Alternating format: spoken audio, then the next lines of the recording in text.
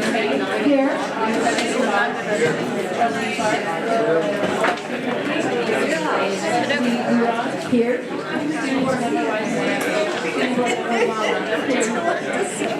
Thank you.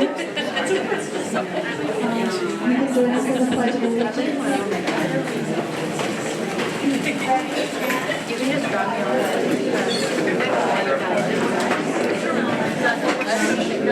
literally the next stream.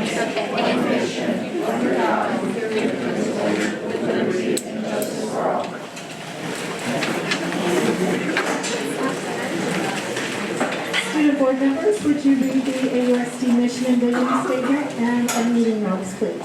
The mission of Albany Unified School District is to provide excellent public education that empowers all to achieve their fullest potential as productive citizens. AUSD is committed to creating comprehensive learning opportunities in a safe, supportive, and collaborative environment addressing the individual needs of each student. Meeting norms. Maintain a focus on what is best for our students. Show respect, never dismiss or devalue others. Be willing to compromise. Disagree when necessary, agreeably. Make a commitment to effective deliberation, each one listening with an open mind, while others are allowed to express their points of view. Participate by building on the thoughts of a fellow board member. Make a commitment to open communication and honesty. No surprises. Commit the time necessary to govern effectively.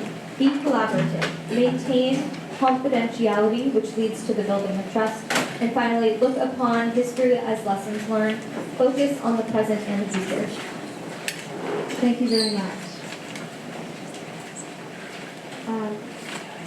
What's next?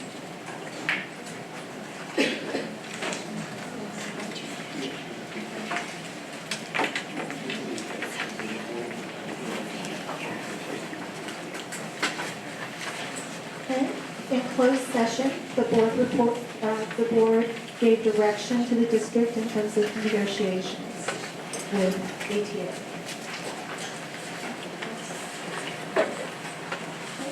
Yeah, I have a question as far as the process. Are we supposed to report out the results of the vote? I'm not sure. We can certainly do that. Okay. We can't hear anything. Is the mic on? I talk right into it? Okay. You're okay. We couldn't hear Jacob very much. It's not working. Do I have to hold it down? Get it right up to your mouth, maybe, because I feel like it's a little bit better. That's working.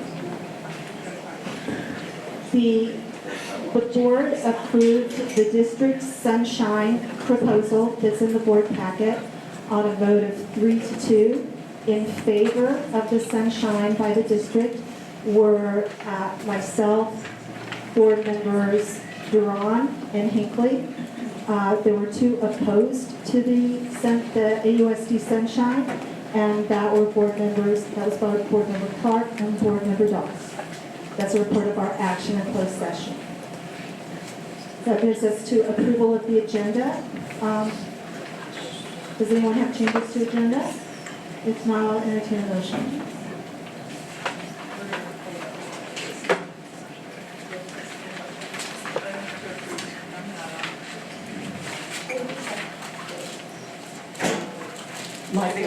If they had like this post, like touching the Yeah. mic.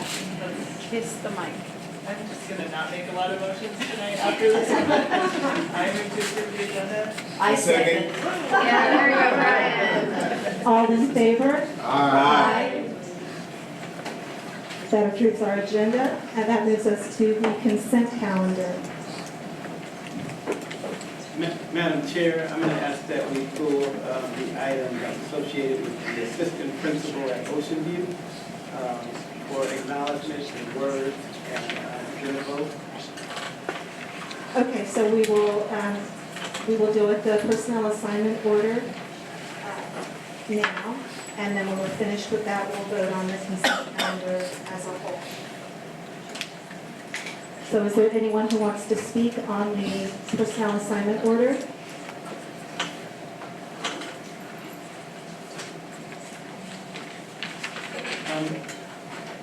Principal Ocean View, Terry, would you like to present on the incoming principal at years now, they annexed. And talk about her for a little bit. Just for a little bit? All right, can you hear me? I'm hard. Sort of no. Sort of now? Okay, well, I'll just speak loudly, how's that? All right. Good evening, everybody, and thank you, Dr. Wells and board.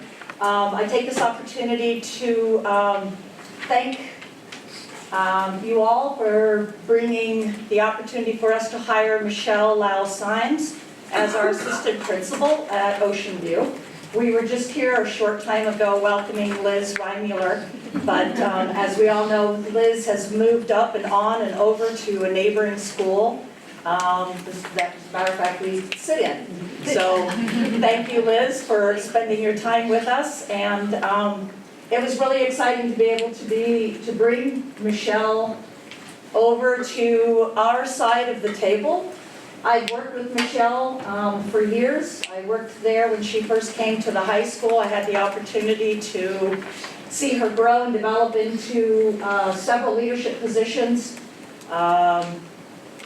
Department chair, head coach. As a matter of fact, one of my fondest memories is Michelle fighting for a swim team back into Albany Unified School District many years ago. So the swim team and the polo team really have her to thank in bringing them back into our sporting curriculum. So I want to thank her for that. She's already currently been working as teacher on special assignment over at the Annex. And with a few tips that I've given her around communication and reaching out to teachers, she has spent this past week in the classrooms reading with students, getting to know the students, being available for teachers, thanking them for the work that they're doing, observing what's going on, attending to their needs.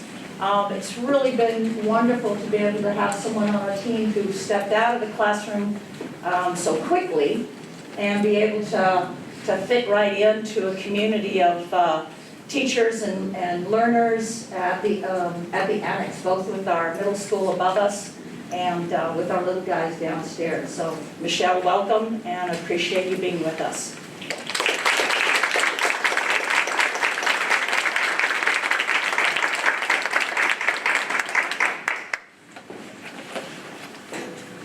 Would anyone else like to speak? Michelle, we all welcome you, and we're really excited to see you in this new position. And thank you for taking it on, and we look forward to interacting more with you in the future.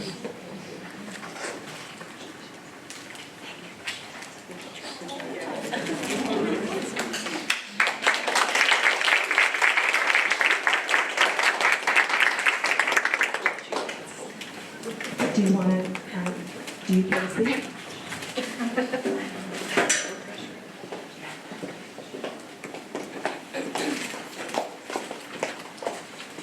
Thank you. I just want to quickly thank you for the opportunity. Like 17 years here at Albany, it has been a labor of love and a commitment I have for the school district, and I'm really honored to have that opportunity and to have learned to grow and have this opportunity to grow, because I really care about the students, I care about the teachers that really put in a lot of work, and so my interview with Ms. Georgeson was that I came in with the goal and the intent to help support the teachers, to make sure that the students get what they need, and to help bring teachers and the district and board and admin together. So thank you. Thank you very much.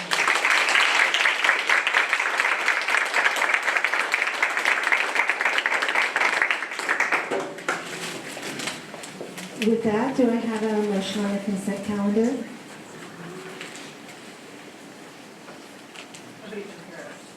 I move to approve the consent calendar. A second. All in favor? Aye.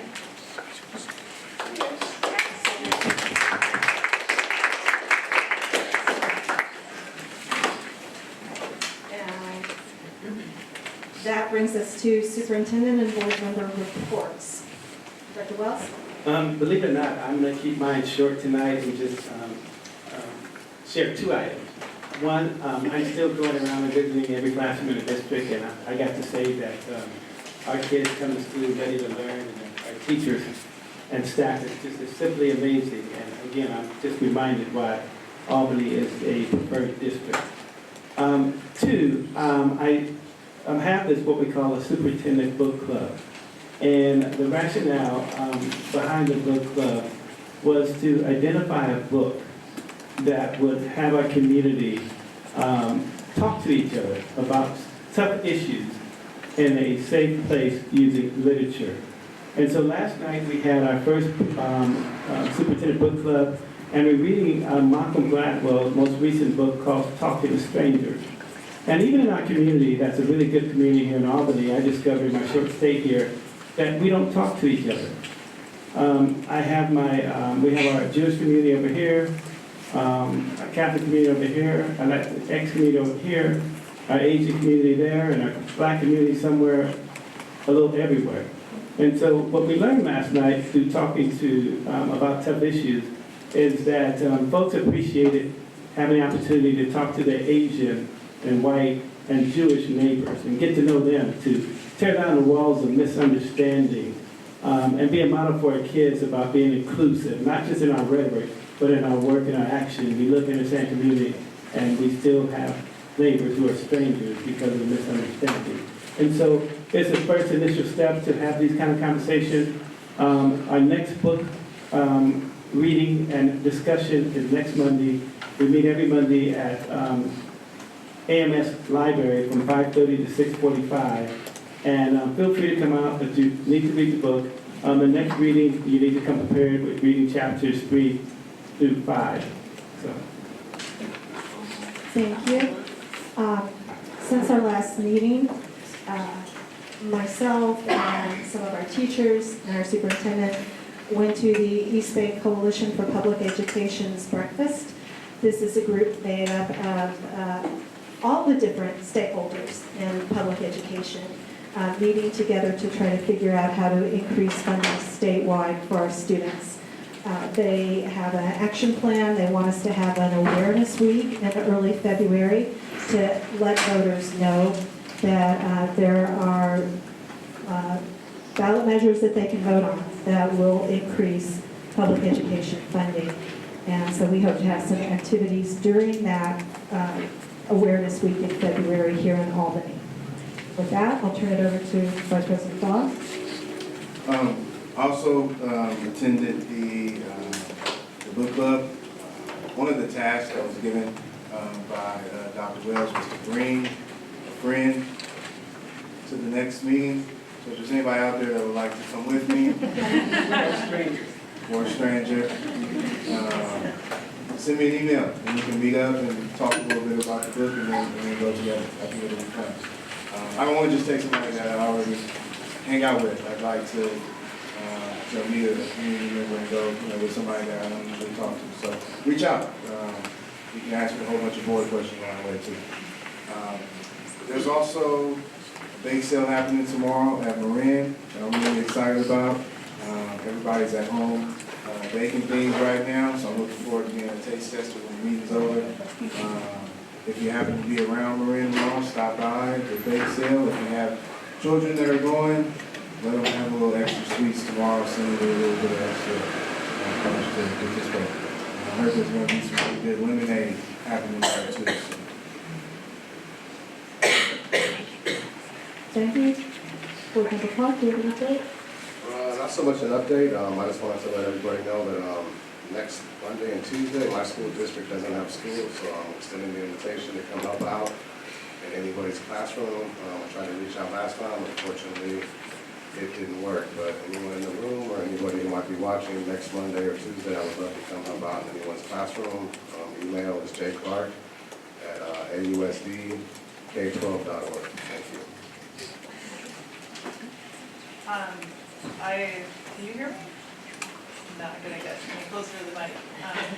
I was at the Ocean View PTA meeting last week, I think, and heard an update about the solidifying plans for Ocean View 3rd through 5th graders to move to the high school area.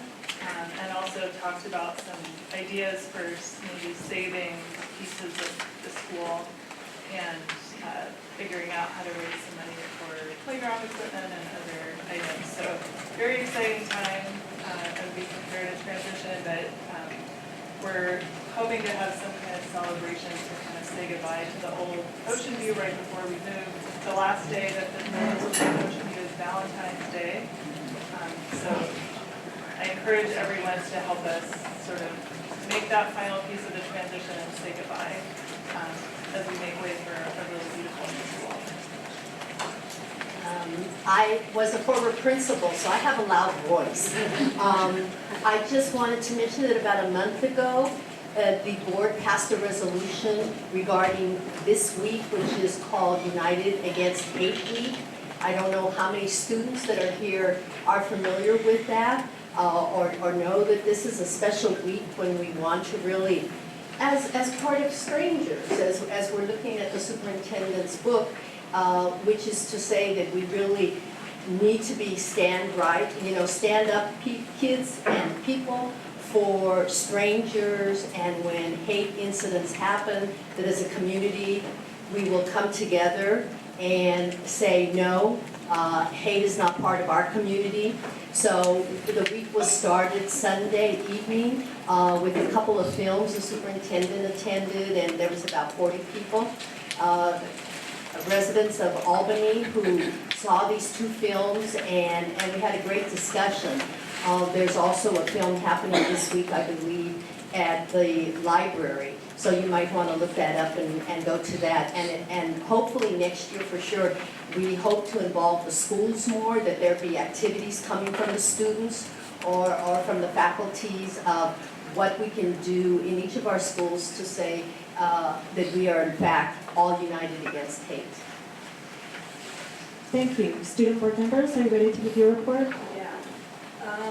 Okay, so at the high school, the fall theater production of Almost Maine is beginning this weekend, and their first show is on the 22nd, which is on Friday at 7. And then construction of the addition has made progress, and the alleyway next to the art building is partially closed off, so students have been going through the art building to get to the modules. And it's taking them longer, but from what I've heard, teachers have been understanding.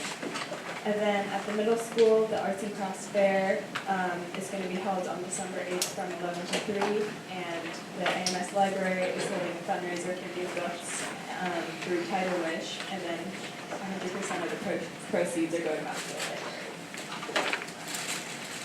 Great, thank you very much.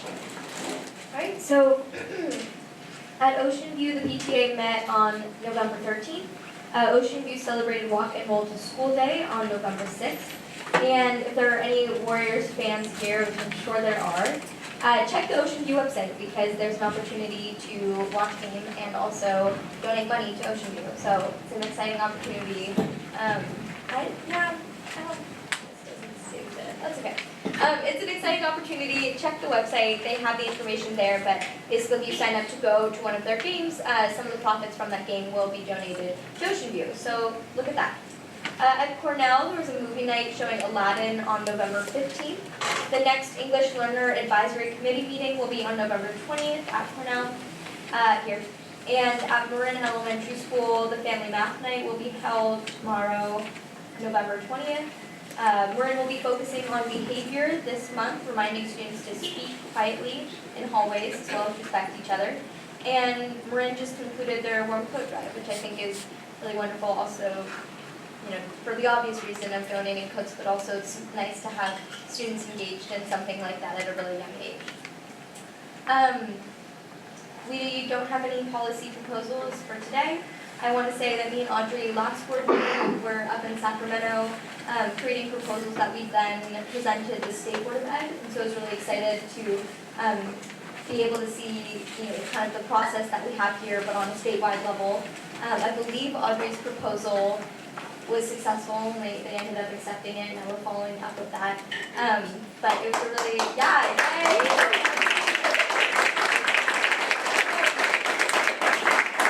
Actually, can you state what your proposal was? Yeah, she can. We the State Board of Education is putting a student representative on the mental health board. Yay, thank you. Yeah. Yeah.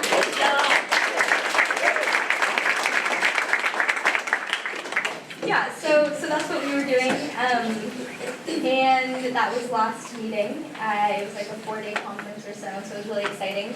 It was nice to see like student representation there, because that's what this whole conference was about, but it's also really nice to see a bunch of students here today. And so I'm just excited about student engagement in politics, as I always am. And then finally, I wanted to talk about the East Bay Coalition for Public Education after you had brought it up. I think it's so exciting, and I remember going to a rally last year with them, and it's kind of like a first of its kind type of thing, because it's one of like the very few organizations that unites teachers and admin and engages students, and also like includes parent voice, community member voice, and different advocates for education. And so it's really wonderful. They have meetings that are open to many people if they want to attend, and they have many ways to get involved, but it is really exciting, and it's throughout Alameda County. So, yeah, that's it for the school board report and students. Thank you very much. Excellent report. Board Member Clark? Yeah, just real quick, there's a lot of people standing up in the back. There's plenty of chairs over here. If you guys want to take something in the back of the front. Yeah, it's nice to see so many people here at the board meeting. I'd like you all to be comfortable, so please take a chair and don't take any away. And that brings us to persons to address the board on matters not on the agenda. So if anyone has you're limited to 3 minutes. And please.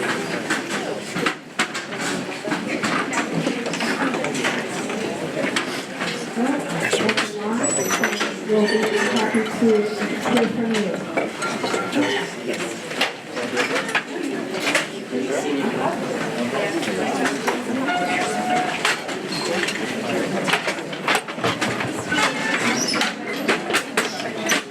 We're going to be able to counsel us. Thank you so much.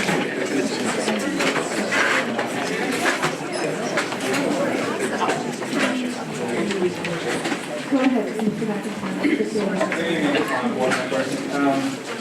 You all received a letter from me and from earlier today. I don't know if you have read it. Only Trustee Ron acknowledged the receipt. And there is a big issue with the special education program at Albany Unified. And I'm not going to repeat what I said in the letter, but there were a couple of things that caught my attention while you were giving your reports. Dr. Wells, you talked about being inclusive not just in rhetoric, but in practice. And that is not becoming evident in terms of the ways that the students in special education are being treated, in the ways that the special education department is being funded, or in the way that the special education department is being staffed or not funded. Trustee Duran, you mentioned that this week you're celebrating United Against Hate Week, and I'm going to quote something that came from actually the Bush administration, the soft bigotry of low expectations, and that's the soft bigotry of low expectations that are being placed on students in the special education department, because they're the first ones who suffered when there is a lack of staffing, and no one is being asked in the special education department for their feedback. Now, the letter that I sent was addressed to Ms. Michael, but what I'm reminded of is that when you were making a budget decision, and you were reminded as you were making that decision multiple times, that putting together 2 huge departments, the special education and student services, was not a very good idea, because those are enormous tasks, each one independently. So at least one of them is bound to suffer, if not both.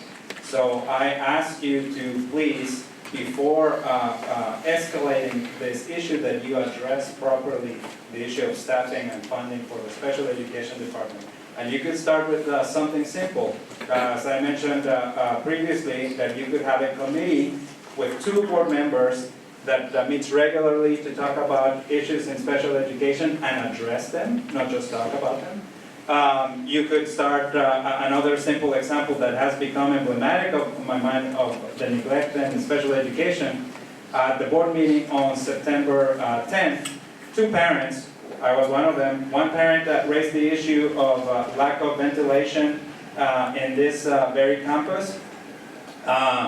You were asked, Dr. Wells, to, or you actually offered to make that a 911 issue, and within the week, that issue, I will, in a moment, that the 911, you will make it a 911 issue and address it immediately.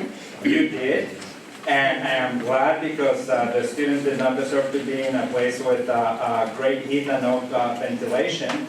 But that same night, you were asked to put a window on the door in room 6. And 2 months and 9 days, there's a video for it, I can refer you to it if you like. 2 months and 9 days after that request, that door still has no window. And the fact that you appear to not even recall the interaction when Vice President Doss in that same meeting asked you to make that also a 911 issue to address it immediately with a new door shows that special education students are being treated as second-class citizens. You talked about visiting classrooms. I ask you that you go visit room 6 at Cornell, as well as the other special education classrooms throughout the district, and you address the issue. Thank you. Thank you.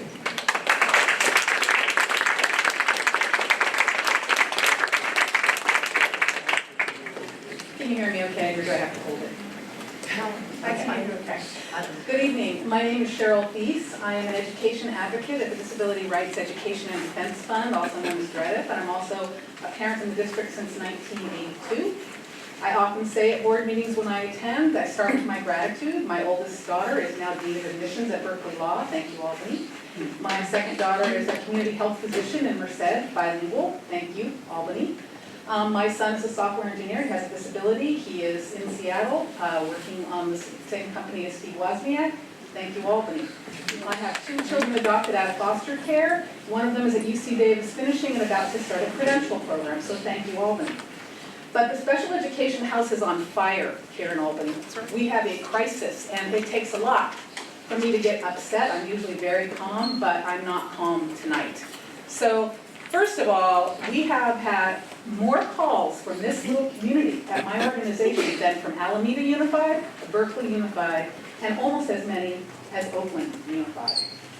There are huge problems with aid shortages again. Our gen ed staff and our special education teachers are being asked to carry that burden. Thank you for doing it, but it's not right.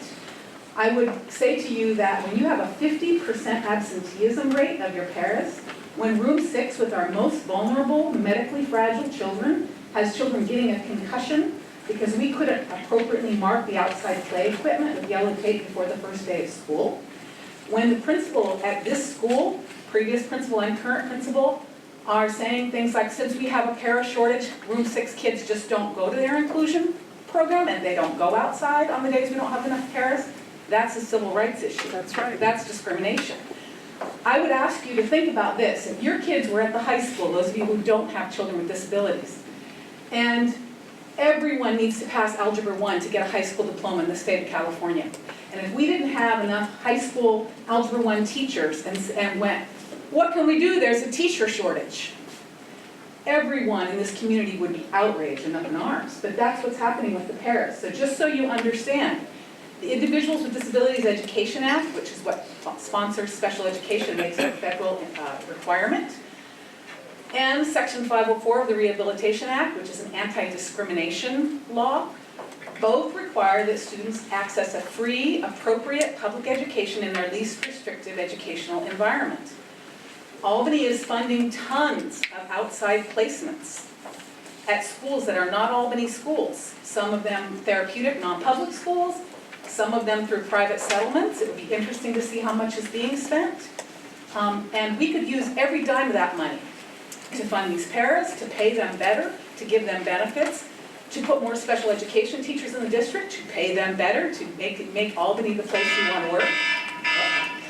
I just want to close by saying that I want you to look at the results, because this is an equity issue. So Cornell Elementary School, everybody's children together, last year, English language arts approached or exceeded standards 77%. Kids with disabilities, it was 29%. Albany Middle School, all the kids, 75%. Kids with disabilities, 25%. Albany High School, 74%. The kids with disabilities, 22%. Unless I leave you thinking that that's because kids with disabilities aren't smart, 70+% of our children with disabilities are in gen ed classes most of their day. You don't even know that they're there. And when they show up and there's no para for them, it's a lack of access. We put paras in an IEP because we say this student cannot access their education without a para. When the para doesn't show up, every day they don't show up, there's a lack of educational access for that student. So this is a huge equity issue. It's the first time that I've been here with the new superintendent, thank you. I would just remind you that when we talk about equity, let's use the word disability too. It's not just race, it's also about disability equity and gender equity. And if at Albany High School, 29% of our girls compared to 75% of our boys were meeting standards, we'd have a riot on our hands. But we accept it for students with disabilities. So let's do something about it. Thank you.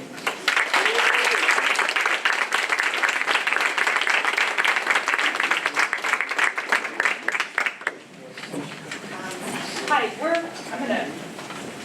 have a loud voice. Okay, now we're loud. So I'm here in solidarity with my fellow members of the ATA to help represent something that we feel very strongly about. And following in that vein, I'm going to let you take it off with our statement here. Yeah, my name is Hannah Edber, and I am an English teacher at Albany High School. We've been here before. Once again, special education is experiencing the same inattention from the district office, the same lack of support, the same dearth of paraprofessionals, and the same job openings that are still unfulfilled. Many of us have addressed the board before, and we find ourselves here again. The shortage of paras leads to unsupported special ed services, lack of teacher support, and inconsistent implementation of IEP and 504 accommodations. This shortage not only affects the students with the highest needs, but also the school climate is impacted with escalating behaviors as experienced at Albany Middle last year. The shortages also result in the shifting of staff that undermines the consistency that is vital to the care and education of our students. Paras who work with the same students build connections and an understanding that is necessary to successfully work with them. Students are not set up for success when the para working, supporting them, changes every day. Pay for paras is not a living wage and doesn't value what they do. Across the state, paras are underpaid and undervalued. Our district does not have to make that choice. Some of our neighbors choose to value their paras more. For example, similar positions in Berkeley are paying higher. Even the para sub pay is so low, it's near impossible to attract and retain subs. Special ed requires the support that this community expects, funds, and deserves. Albany students deserve the best quality education. Thank you for your time.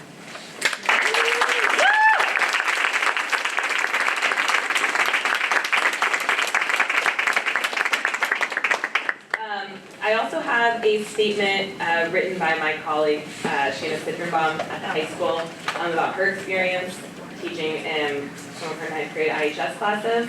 She writes, the lack of support for SPED students is concentrated in my 2 freshman IHS classes. In both of these classes, around a third of the students have an IEP or a 504 requiring significant support, which in no way reflects the demographics of the freshman class as a whole. Of these students, several require one-on-one paras or push-in paras, but the support I've received has been inconsistent. Many days I do not have a para or only have one, when I'm supposed to have 3 in one class and 2 in the other. Additionally, the paras that I do have are often inadequately prepared to meet the student's needs. Often they do not know which student they have been assigned to and have no knowledge of that student's background. These paras tend to change on a weekly or daily basis, allowing for no consistency or predictability. Since the second week of school, I have been reaching out with concerns about the makeup of these classes. In the 6th week of school, it was agreed that one class required a SPED co-teacher. Since this meeting, a teacher from the SPED team has been pushing into my class in place of para support. This has greatly improved the dynamic, but it is a temporary Band-Aid for the inequitable situation that affects our most vulnerable population. In the other classes, I have received no additional support. One of these students is sheltered in a moderate severe setting during the rest of the day and comes to class about half the time without his aid. After interventions, 8 students are still failing compared with 4 in the class in which I've been given the support. This dynamic is unsustainable, inequitable, and needs to be addressed as quickly as possible. Thank you.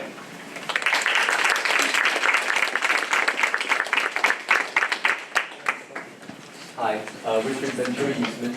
I'm a special day class teacher at Albany High School, my 18th year in the district. I'm very proud of that. And I think that, as you've heard, we're very concerned about what's going on. And it's a lot of things that I begin to feel like we're tilting a windmill because I feel like we've been here before and we're not getting very far. I wanted to put some numbers to some of the issues that have come up for us. And I think it's just important for you to realize, and maybe people don't look, but I do look every once in a while just to see, hey, what's going on in terms of the numbers out there. So to be a paraeducator right now in Albany Unified, the pay range is $14.24 to $17.33. And that doesn't include the fact that they also have to contribute to their health care. So that's the start. A substitute clerical position at Albany Unified starts at $16.69. A substitute paraeducator for Albany Unified starts at $13.96. That's the hourly rate. There's no health care or any benefits, of course, contribute to that. In San Lorenzo, paraeducator special education the starting is $19.79 to $24.12. That's in San Lorenzo, down the street. A substitute paraeducator at Hayward Unified receives $20.96 an hour. And the last one was, and then the Livermore Valley, their special ed paraeducators start at $18.73 and go to $23.92. I mean, I know nobody wants to hear this, but it's about the money. And we have to do something. We have to bite this bullet. I know it's going to be painful for what we're dealing with right now, but the situation for special education is just not workable at this point. And it's going to get worse if we don't fix this paraeducator crisis. Thanks so much.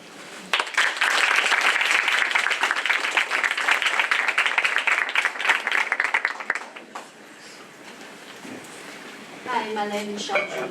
So my daughter is in the first grade of Cornell Elementary School, and today I want to address the matter about the enrichment program in the elementary schools. So as we know, like we all believe like Albany has the best quality for the education. So that's the reason like why a lot of people like move to Albany, and also like bought the expensive house in Albany and pay high like property tax. So because we think we have the best quality of education. But actually after my daughter like entered the elementary school, and when I compare like how Berkeley district and Albany district provide the enrichment program to the kids, I found like it's totally like not comparable. So for example, like in Berkeley district, in each elementary school, they have like the art professional teacher and science teacher and the music teacher, like fully employed. But here in Albany district, like we have some like once a week music class, but from the outside like company. And then all the art and science and music are like art and science are taught by the teacher in the classroom. So that's a lot of work for the teachers. Also like enrichment, regarding the enrichment programs. So in Berkeley district, they have a lot of choices like the chess and swimming and like the language, different language, and all the different like interested enrichment programs. But here in Albany, like we know like Cornell focus on there's like Chinese after school, which is very competitive, like it's hard to get in. And in Marine, there is Spanish program. But it's hard to say any other like enrichment programs here. But I think the school is doing something to improve this, because earlier this semester, like I got the letter about donation to an enrichment program for the district. So I donated some money. So I also want to hear like what's the future plan for the enrichment programs in the elementary schools. Yeah, I think also I want to address this for elementary schools, because I think the kids are in the age like they are interested to see different things, and they don't want to feel bored at schools, and they want to learn a lot of new things, so they know like in the future what they want to learn, like for the long term, right? So I think that's a very important issue, like, especially for our young kids. Yeah, thank you.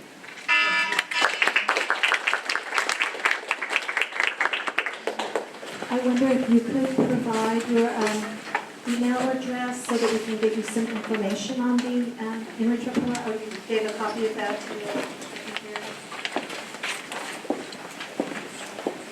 And thank you for donating to enrichments. Hi, my name is Jacqueline Wiley, and I'm a teacher at Cornell School. And I've been a teacher at Cornell School for 25 years, and I am now the teacher with the longest tenure. And I say that not to toot my own horn, but because I have an institutional memory of what's gone on in our district. And I want to corroborate what many parents and my fellow teachers have said. We are in crisis right now. And we have a classroom at Cornell that since the beginning of school has been short 2 paraprofessionals. And it's untenable, it's not sustainable. I feel like we are failing our kids, we're failing our teachers. And I each day look at the whiteboard to see who's absent. And I cannot tell you how many times it is this teacher absent or this para, no sub. This teacher, this para, no sub. And each day there is this, it's like a Mensa project. Who are we going to switch at what hour so that they're taking care of this child, supporting this child, so that this child can get support while this child doesn't? And it is not tenable. Our district needs to start paying more for our paras, for our subs, because I can't tell you how many times in the last couple of years at Cornell, and I know it is the same for every single site in Albany, where there are no substitute teachers that are available. The reading specialist is being pulled to do 1 hour. The ELD teacher is being pulled to do another hour. Woo! This teacher has a PE this hour. We don't need to have anybody. We need to do something. I repeat that. We have a sickness right now. I also want to bring it down to a personal level.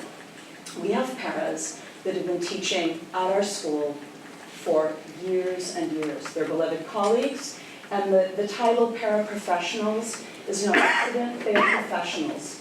They know our students, they know the teachers.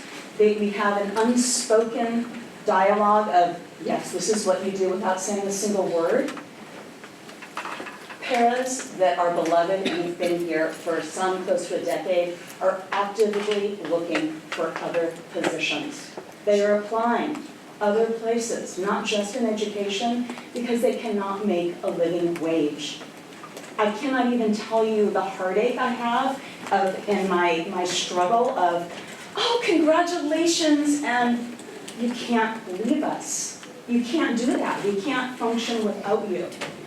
Paras are coming, substitutes without being trained. They don't know how to best support kids. We are in crisis. I repeat, we are in crisis. I need to say a few more things. I beg you, I ask you to do what's right for our kids, for our teachers, for our district, to start paying a living wage, not only to paras, but to substitute teachers. Do what's right. Teachers are pulling our hairs out. It hurts our heart to not be supporting kids in the way that they need to be supported. Do what's right.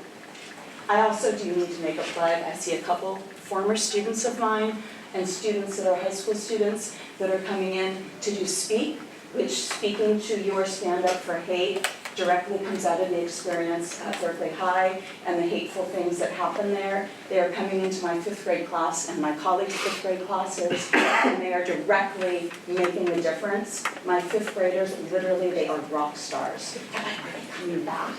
And they internalize what is being taught by these amazing leaders. Thank you. And I'm going to retire from this district. So this district is a place that I have given my life's blood to, my passion. Do what's right. We're sick. Thank you.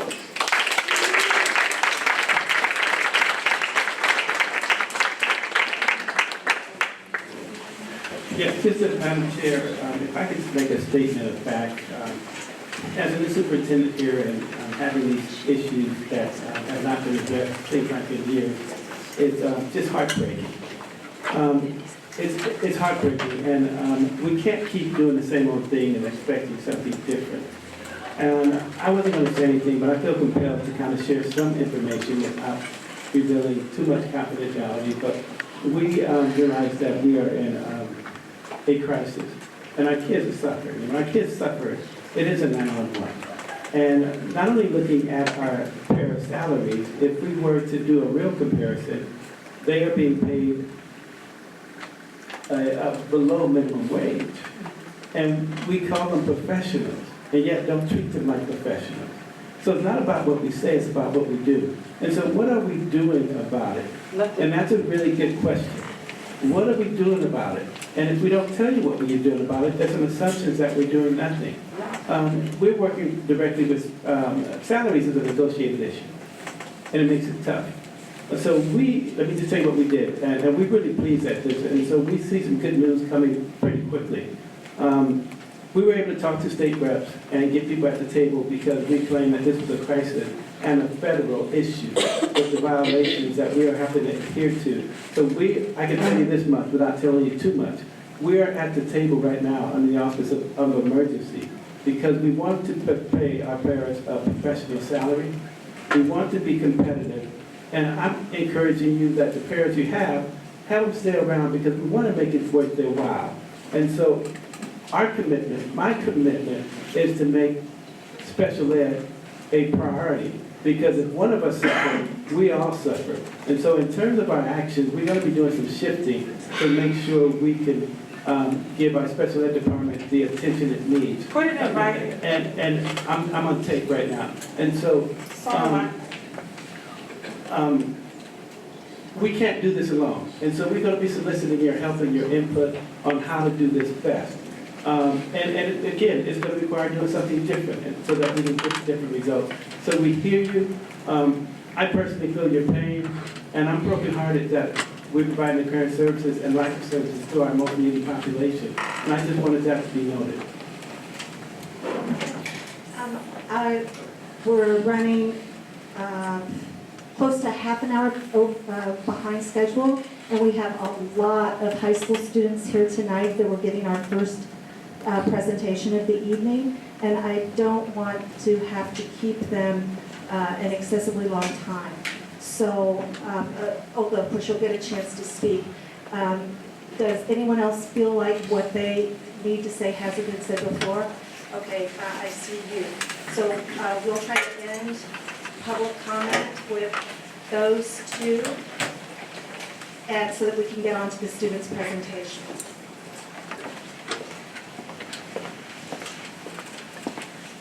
Can everyone hear me? My name is Olga Miranda. I'm a parent of a 9th grader at Albany High School. And Superintendent, your words, poetic. But as a person who bargains for a living, for working families, I gotta tell you, words are only as worth as much as what's in writing. I always remind my members and employers every damn day that if you respect the work I do, then put the money on the table so that we can retain workers, quality workers that have been here in this district and very loyal to all of our families. That's how you show respect to people. I don't care how many committees people have sat on. I've been coming to this district meetings since my son was in the 5th grade.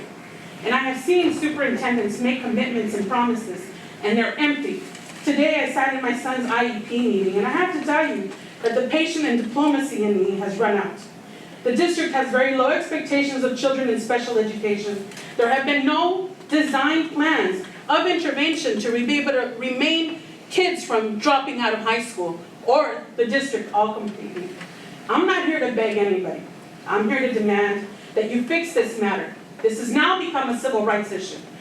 Everyone here at this table started out the meeting about access and inclusivity, and there was no cross-section or any mention there of children in special education. This is a personal issue, but the issue of access for children in special education has not just become a civil rights issue here in Albany. When you first started, I was hopeful, we celebrated, that you would address these issues at a district-wide level.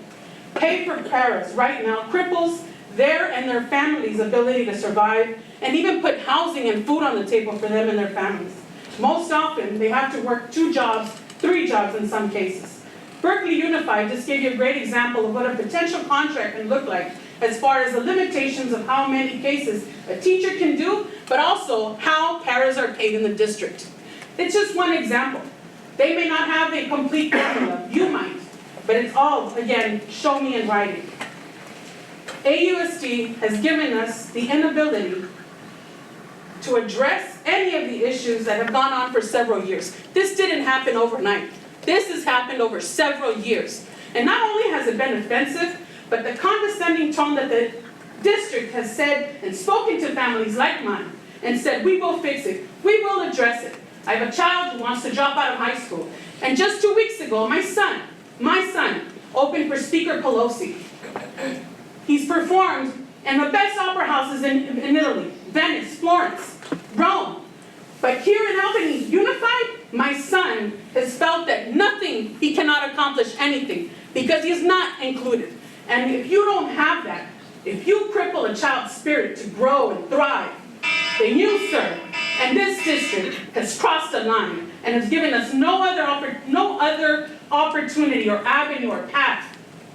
I will not accept failure for you to fail my son. And this is why myself and other families have had no other recourse but to be able to sue the district. This is now a civil rights issue. And I will not sit by anymore. I will not be diplomatic. I am demanding that this be fixed. I am demanding that this be fixed. Thank you.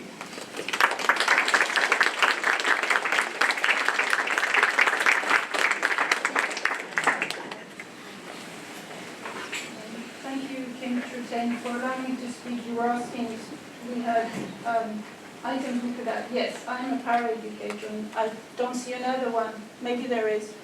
I am a para-educator, and this is why I wanted to speak. My name is Elisabeth Lamoureux. I'm French. I have a master's degree from Harvard University. I have a PhD degree from UC Berkeley. I speak 8 languages, 5 European, 3 Asian languages. I am your para-educator. In addition, I audit math classes at the high school. Last year on my own time, you did not pay me. On my own time, I audited Math 2+. Right now, on my own time, you're not paying me. I am auditing 3+ for your students. And yet, my teachers who are right here, most of the time, assign me to a medical case. I hope that's clear. I hope it is clear that I cannot use my languages, I cannot use my degree, I cannot use the math that I'm studying in your own classes on my own time. And the training for that medical case was on a computer. I was taught how to do an injection on a computer. I hope that's clear. I cannot help that student if there's a crisis. I had a crisis with that student a few years ago. I called 911. You should not assign me to a medical case. You should have nurses or people who are trained otherwise in medicine to be with medical cases, not me. Thank you.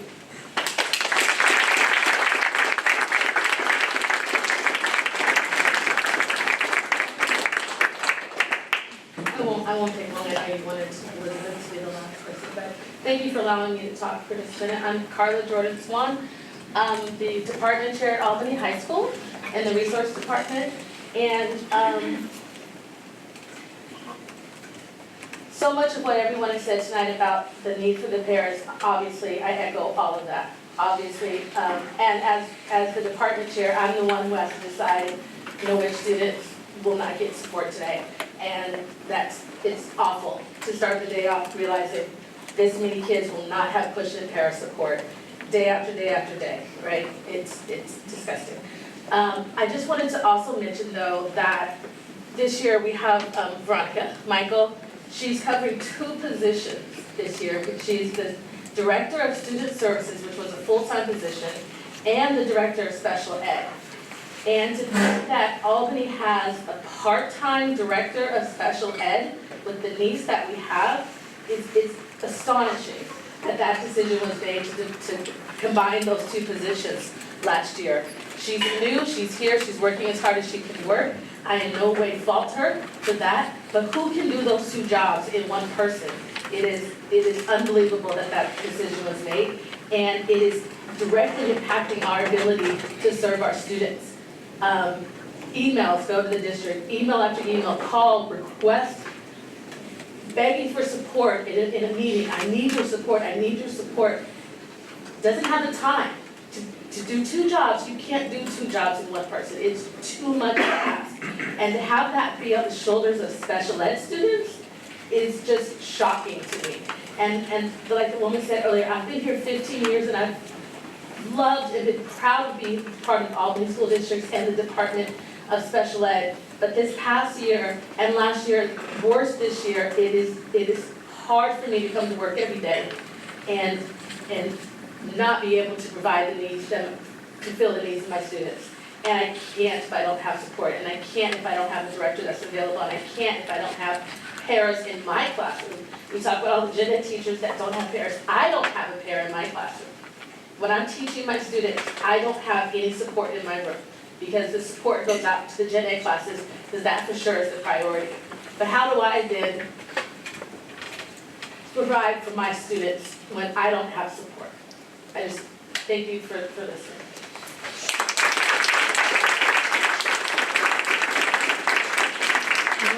Thanks everyone for speaking, and I want you to know that I think I speak for everyone that we do truly appreciate your service, and we hear you and we understand that this is a crisis, this is a bad situation. I hope everyone noted what Dr. Wells said, that he is in negotiations right now that are going forward to hopefully solve this problem. I see there's one board member who wants to speak briefly, and then we'll get to our student presentation. Well, I didn't say I wanted to speak, but I will. I realize we can't respond, this is not a matter on the agenda. Yes. I would like to direct staff. I have been on the board less than a year, but it feels like I've been asking for at least a year for a report to the board on the number of students who are not being served every day and the number of absences that are happening. I've asked for that information, not just me, multiple times. We've never gotten it. I would like a report on that at our next meeting. We have to have some numbers of the degree of this problem. Not because I question the degree of the problem, but because the board needs this kind of information in order to accurately assess. Sarah, can I give you a number? Yeah. Do you mind? I also want a report from staff on it. Sure. I totally believe your number, but there's a degree in which we've asked for reports, we've gotten particular kinds of reports about special education, and this piece of it has been missing from every single one. In the first month of this school year, the students that did not have push and support that should have, there was over 200 incidences. Over 200 times the student was supposed to have a pair in the room with them, and that pair was not there. I provided that information to the board, to Veronica. The information is there. So it's not that there's no number, and that, like I said, that was for the first month of the school year. It was over 200 times In the high school. at the high school. So, agree with Sarah, it would be great to get that information. Also, it's really two things. One, I don't think that everybody who wanted to speak got a chance to speak. That's always tough for me because I think everybody should have the opportunity to speak. I don't think everybody has to say. Secondly, because this is such an important topic, it's a short amount of time that each person has to speak, but when people are talking about their children and their students, having that limited amount of time is really tough. So if it's not already on pace to be on the agenda, see that on the agenda. And I don't want it to be one of those items where it goes here, moves around here. We can move something else and make sure that it's on the next agenda.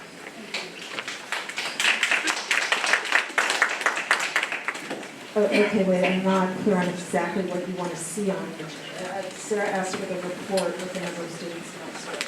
Is that what you're making a second for that, or are you talking about a separate? I'm making a second for that, and I don't have to do it all right now. I can take some time to really put some thought behind what was on the agenda and who we would need information from. I'm assuming if I have information needed from Veronica or others, but I can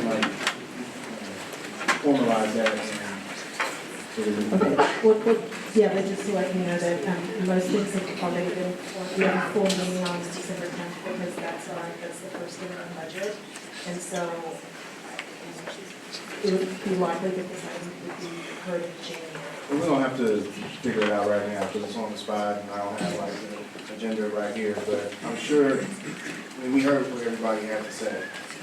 If I look at that whole agenda on the 10th, maybe there's something on there that's not important, so we can move things around. We don't have to try and figure that out right now. I think you're part of the agenda. Deal with this, okay, but I just didn't want it to pass it. You stated as a next meeting, I'm not sure. Well, we'll figure it out. Okay. I would just like to say that May's comment that in fact there is a committee that I am on for special education, but I think we need to maybe further develop it. There is a meeting coming up soon in, I think the first week of December or something like that. I don't know if you specifically were invited to that meeting, but I think we need to really focus that committee, which is part of what you have requested, laser focus on many of the issues that were raised tonight and become a special ed committee of focusing on problems and looking for solutions and being very aggressive in that. We've just had one meeting thus far, but I think we need to become more focused and maybe even have more meetings going forward. The district had agreed to put it on the agenda once a month, the first meeting of the month, and it has been non-existent since the starting of the school year. But the district had made that commitment. The previous superintendent made it an item agenda and it disappeared. So I would ask that it be put back on the agenda at least once a month on the beginning of the month so we get a report on special ed and not be at the beginning of the agenda so families can put their kids to sleep that are here to want to speak on the matter. Yeah, I'd like to say something.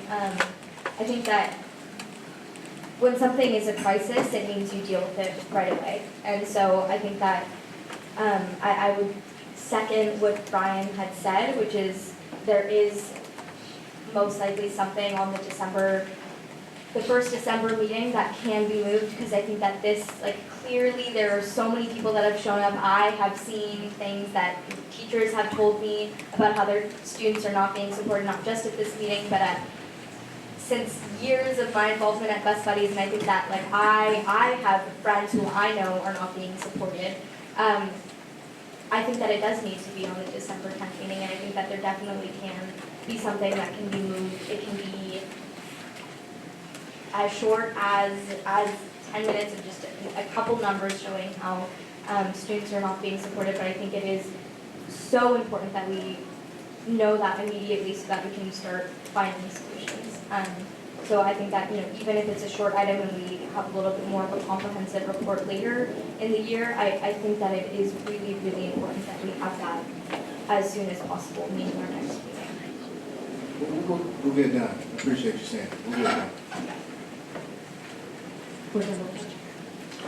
I'm gonna speak from the heart here. I've been on the board for about 3 years, and I appreciate that we're talking about having this discussion brought up again.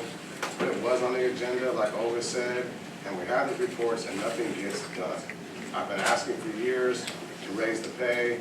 It hasn't gone anywhere. I'm not trying to cast blame on anybody else, but something needs to get done, okay? And also, too, I'd appreciate it if the folks out in the audience would kind of understand where we're coming from as a board. I would think that a lot of people could agree that the schools are just woefully underfunded. Okay, a lot of people come in and say, we want this, we want this, we want this. There's a limited amount of money, and I'm not calling anybody out personally, but sometimes some of the stuff that's said to us, or that is in the emails, where they talk about we don't care about children, we don't care about certain groups of kids, and we're trying to push people off to the side, is very hurtful, okay? This has been a very, very tough 3 years for me, and I don't think that anybody up here should have to put up with this. Frank has been on the job for about 3 months.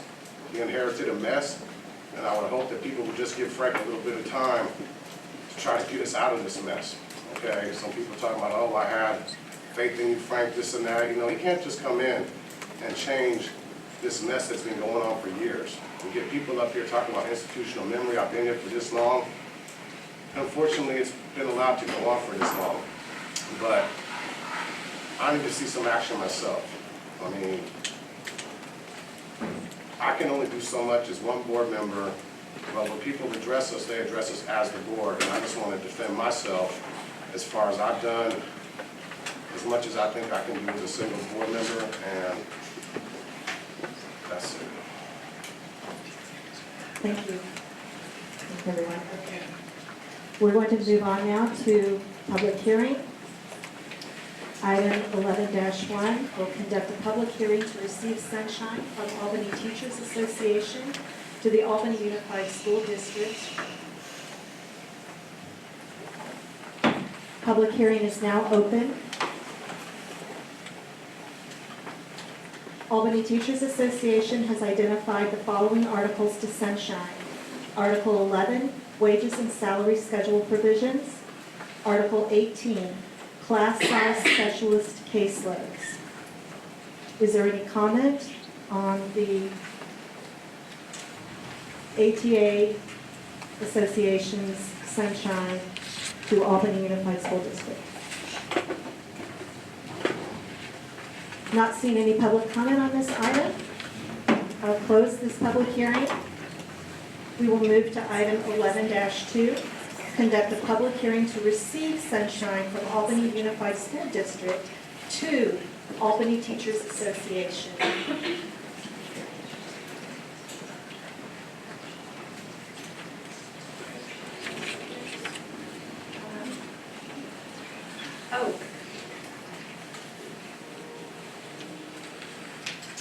I'm sorry, I'm going to return to item 11-1, and I'm going to reopen the public hearing of receiving sunshine from Albany Teachers Association to Albany Unified School District.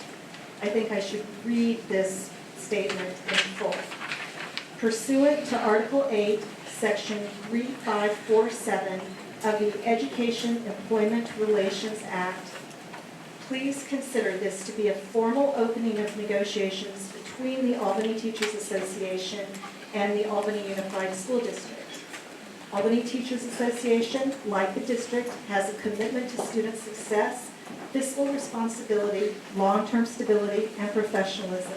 In keeping with these principles, ATA is opening the following articles of the collective bargaining agreement for negotiations.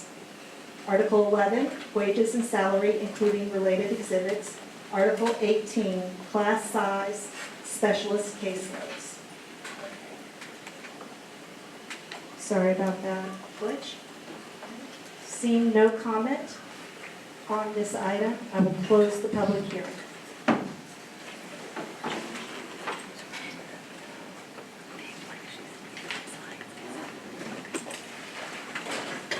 Okay, now we're on item 11-2, conduct a public hearing to receive sunshine from Albany Unified School District to Albany Teachers Association.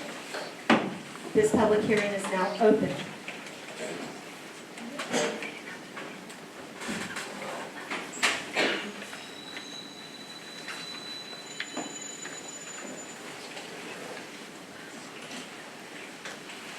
As a district, we are excited to embark on a new era of collaboration, responsibility, and educational excellence. We see the upcoming negotiations as an opportunity to inspire, improve, and imagine a better future for all of our students. It is right to say we value our teachers because it is true. Teachers, psychologists, and counselors are the backbone of our school, the backbone of our communities, and the backbone of our democracy. We all know that one child, one teacher, one book, and one pen can change the world. We also know that words without actions have little meaning. Negotiations give us all the rare chance for our actions to reflect our values. We all get to cooperate, understand, sacrifice, and ultimately succeed together. Because together is the only way we will succeed. None of us is as smart as all of us. As a district, and to negotiating team, we are committed to listening, learning, and lighting the path to a brighter beginning. The district has an interest in exploring and discussing the following articles for collective bargaining with the Albany Teachers Association for the 2019-2022 collective bargaining agreement. The district has identified the following articles for negotiations. Article 1, agreement. Article 11, wages and salary schedule provisions. Article 12, health and welfare benefits. Article 16, hours of employment. Are there any comments on this public hearing?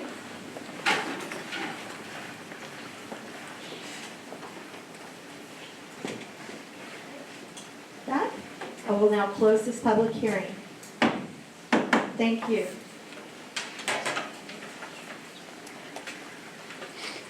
Now that our sunshines are done, we will move on to review and discussion. We have our item 12-1, Albany Unified School District and Climate Adaptation and Action.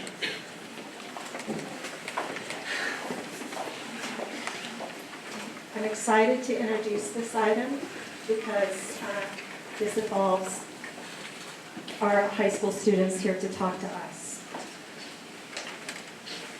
Actually, I'd like to bring it to our student board members perhaps to introduce these different groups. Great. Yeah, so we've been collecting some students and they're here today to give some presentations that they have prepared and some proposals. I proposed this, and then I'll go into the actual wording of the backup, but I proposed this after the climate sprints.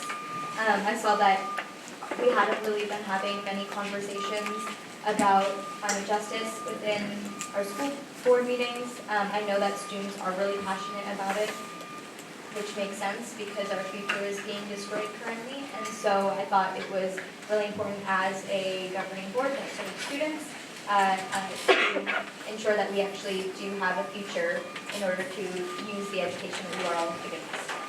So the purpose of this item is for the Board of Trustees to hear from student leaders about their concerns about climate change and to discuss how the district can be a model for action on climate change and adaptation to its impacts.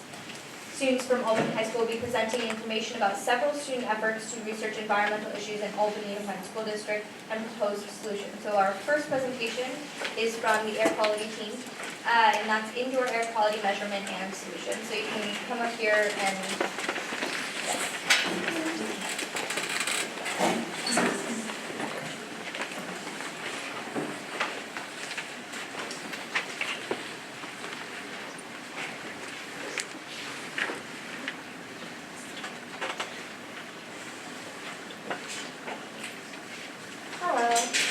this may be hard to follow the conversation that just happened, but we're going to be talking about some cool research we've been doing at the high school on air quality.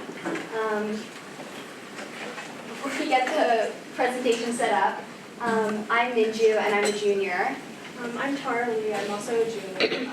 I'm the president of Air Quality Control Club. I'm the vice president.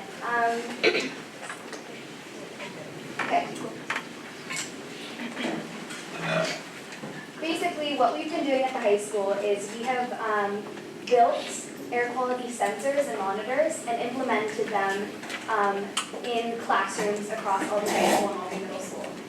So,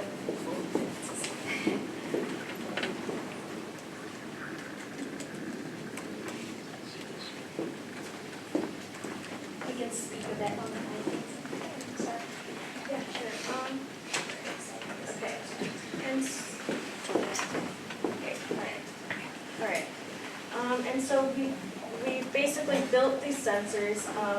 They take in data based on amounts of carbon dioxide and particulate matter.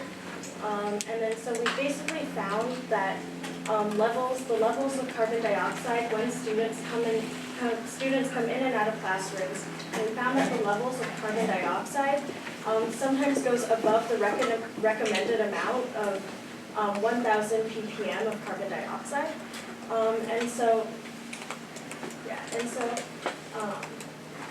I'll show you a graph of this in a minute. But it's not all negative news. We are trying to calibrate and create more of these sensors to make sure that we have accurate data across our classrooms. Okay, here it is. Now we can start. Awesome. Okay, here we go.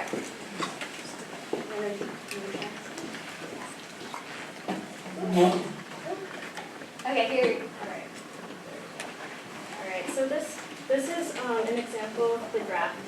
This is from data from one of our sensors that was at the middle school, and this is during the time period of the campfire. And so basically what you're looking at, the black line, that represents the levels of carbon dioxide in the air. And you can see the spikes represent when students are in classrooms. And then when it goes lower, that's during the weekends, so it kind of levels out over the weekends. And then when the students come back in, those levels go way up, and then sometimes above that recommended level of CO2. Explained simply, when students are in the classroom, they're breathing, and all the CO2 produced creates spikes. So basically we can see that when the students come in, it really does go up, and then once they leave it levels. And you can see in the green, above that, we're tracking the parts per million of PM 2.5, which is the smaller particulate matter. You might know this from in the fires, you wear those masks with the filters. Those block out PM 2.5. And so that includes pollen and ash. And you can see that when the fires start, the levels of, the concentration of PM 2.5 goes way up. And that's definitely also a concern for our safety. So if you move to the next slide, basically, what does air quality do to us? So there's lots of research out in the world that say that carbon dioxide affects cognitive learning ability. And so we obviously want carbon dioxide levels in classrooms to be lower. And we're trying to figure out whether how this varies in classrooms, because we found that classrooms that are on the side of the school, the high school or the middle school, with windows open all the time, have much better airflow than classrooms in the center of the school that may not have any windows. And the learning can be interfered in those classrooms accordingly. And then also, you can talk about PM 2.5. Yes, and so particulate matter, this includes particles such as ash from the campfire, pollen, things like that. And so basically the HVAC system, it's supposed to have filters that block those particles from coming in, but our data from the campfire shows that those levels go way up and isn't taking out all of those particles. And as we've seen, these fires are becoming more and more common. They're happening every October, November in the dry season. So I think that this is something, if we determine that these aren't working, which we'll talk about in a second, what our plans are for the future, this is going to be something that we're going to need to upgrade because it's something that is going to affect the next generations very often. And so this is an image of what our sensors look like. It consists of a carbon dioxide sensor. It takes data from particulate matter and along with things such as temperature and pressure and humidity. And then that's all those sensors give data to the Raspberry Pi, which is basically a microcontroller. It's like a mini computer, which takes that data and it sends it to an app on your phone, so you're able to see that data real time. So this builds off of things we're working on in computer science and in engineering design, and we've been really lucky because we've had a mentor who is a researcher on air quality at the University of California, Davis, Ajit, if you know him. He has been helping us a lot on the technical aspect and then also just the science behind it and how it works. And so what we're working on in the club currently is we have a bunch of new members, and so we're teaching them how to use microcontrollers such as Raspberry Pis, how to code electrical engineering related things. And then in the future, we really want to scale this up because we found that classrooms in the middle school and the high school vary within the school based on location, and we think that if we expand this to elementary schools, we'll find different data there too. So we just got an AEF grant to expand this because these parts are expensive. They are low cost, but about like $130 per package. And then we're hoping to expand it with different other chemicals. So tracking carbon monoxide, which obviously has very detrimental effects on our health, and nitrogen oxides and all these other different things. And then the other thing we're hoping to do this year is build these HVAC sensors that would hang under an HVAC system and test the amount of airflow that's going in and out, and then we can run these against the data of the CO2 and PM2.5 levels at the time. So I think that's really exciting, and we're excited to work on that. And a lot more, if you're interested in information on the data, the actual data that we have, mostly from last year, around the time of the campfire, we have a paper published in the Journal of Air and Waste Management, which has all of this information. And then we're also planning in May, we're planning to go to conference, the ASIC conference run by UC Davis, which is an air quality conference, to present the data that we get this year. Yeah, hopefully we'll have a new paper by then. Yes.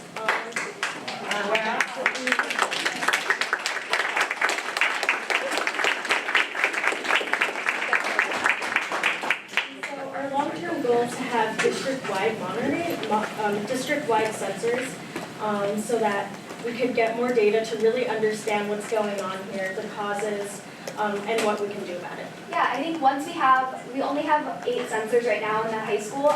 Once we have more sensors and more classrooms, we'll be able to present again on our conclusions, and then I think we'll be able to work on the appropriate measures that we need to take. That's fantastic. Thank you so much, Tara and Manjir.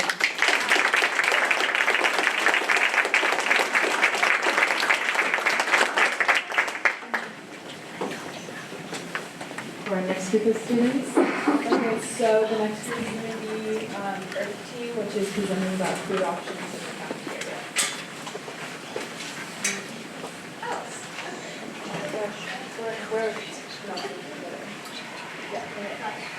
We're represented from Albany's Earth Team.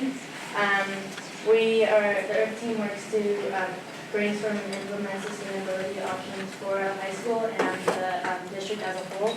First off, we'd like to thank the board for helping us come up and fundraise and support the activities we have in the past, such as the hydration stations. We've been a real success in terms of limiting the amount of plastic waste at our high school and increasing just overall hydration of our students. And Gabby's going to talk about some of our future ideas. Right, so the next issue that we'd like to transition our attention to is waste management and specifically the egregious amount of food waste that is ending up in our landfill. So in a waste audit our club performed 2 years ago, we found that in a single landfill bin, there ended up being 5 pounds of paper and plastic utensils and nearly 2.5 pounds of wasted food. So a simple solution that we're pushing is the addition of compost bins around the school and spread out throughout the AHS campus and not just solely confined to the cafeteria. We are very aware of the widespread negligence when it comes to properly sorting waste. However, how can we expect students to effectively sort and dispose of their waste if the school is not providing the proper resources for us to do so? We, as a club, will work on educating students on how to effectively sort waste, but the school also needs to do their part. This means supplying sufficient compost bins in each section of the campus. This would make it easier for students and teachers to dispose of any food waste or baking materials. Since we know that it is burdensome to place compost bins in every single classroom, we're proposing the installation of just 2 new compost bins added to the AHS main building. So we would love it if the administration could fund these bins. In addition, we thought that it would be nice, Leo, by the way, I'm the leadership representative, but we had very similar points, so we tacked our presentations together. We thought that it would be a good standard for not just the high school, but all sites to have a recycling bin for every trash bin. A lot of the times you walk through the hallways and there's one or the other, and so a lot of recycling gets put into a trash bin, or even worse, a bunch of trash gets put into a recycling bin. I thought if there's just an even amount, they're all right next to each other and well spaced out, that could solve the problem of just waste and mismanagement that puts a lot of the recycling to waste. In addition, I wanted to talk about the Albany Food Project, basically the organization that's through the district that kind of runs the funding and the supplying for all the cafeterias. The Food Project does currently, they have a lot of local food, it's local produce, I believe, that they get locally, and that greatly reduces the energy and shipping, and it reduces the packaging. However, I would encourage the Food Project to expand this to most of their food, not just produce. I think this would not be super burdensome budget-wise or energy-wise. There are plenty of local suppliers, Semi-Freddy's supplies, other bakeries and restaurants and food places. They sell 3 rolls for $1 at Lucky's and the Plaza. There's just plenty of options. And on top of that, this might also add into a financial aspect. And I know in budget cuts, that's kind of a big deal now, even for little things like this. But I would like to say that there are ways to subsidize this, such as stopping or reducing paper tests in PE and other subjects where they just aren't as necessary, which I also believe was an item proposed for the budget reduction. But yeah, and we also thought that amongst all these, we work at just the high school. That's kind of our jurisdiction as our team and as leadership. But we thought that these standards could be set to all sites because frankly, a lot of these solutions that we're proposing don't require a lot of money, excluding the Food Project one maybe, and are very easy things to do that prevent a lot of careless negligence that can involve in a lot of food waste and unnecessary energy usage. But yeah. And just to close up, we'd just like to point out that while these changes may seem mundane and boring, compost bins with forks and whatnot, it's these small changes that really lead us towards making the bigger changes that allow us to be a sustainable school and a sustainable community. So, Thank you very much.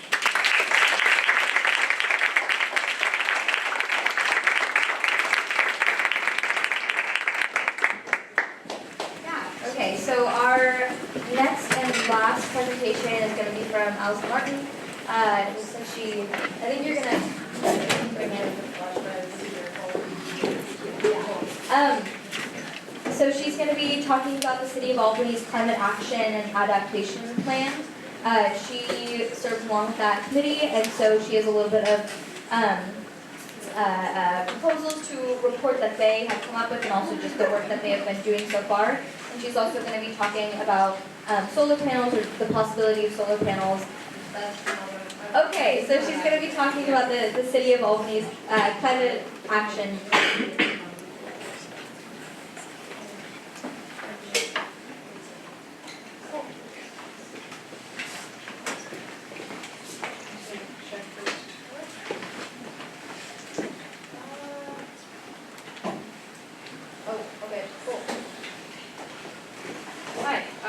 Allison Martin. I'm a committee member and the vice chair of the Albany Climate Action Committee. Talk louder, Allison.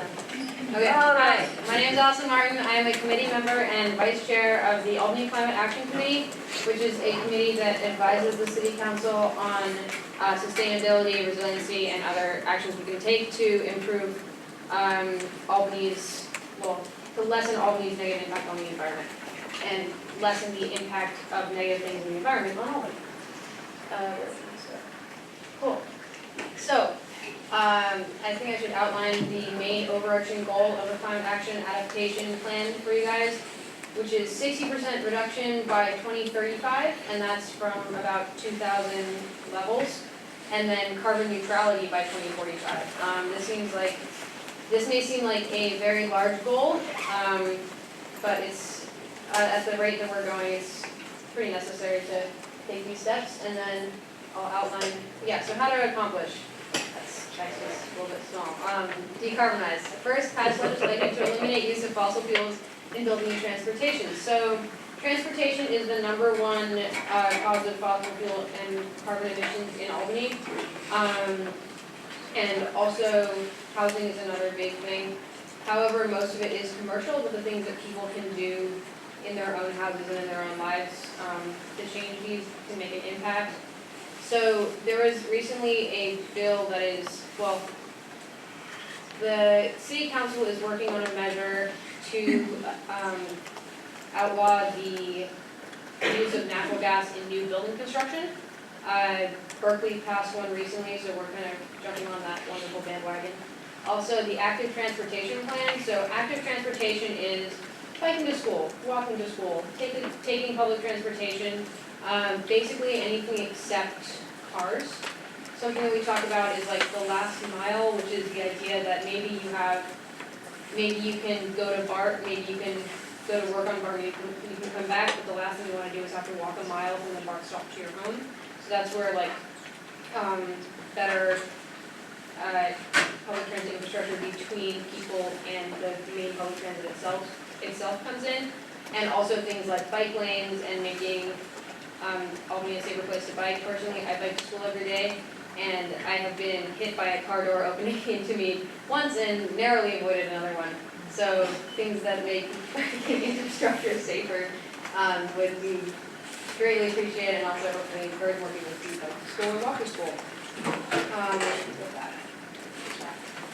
Also reduce fossil fuel use in product manufacturing. So that's like big scale, encouraging local businesses to reduce their fossil fuel use, and also encouraging people to go to local businesses instead of like large corporations, and just kind of like promoting what's called a low carbon economy.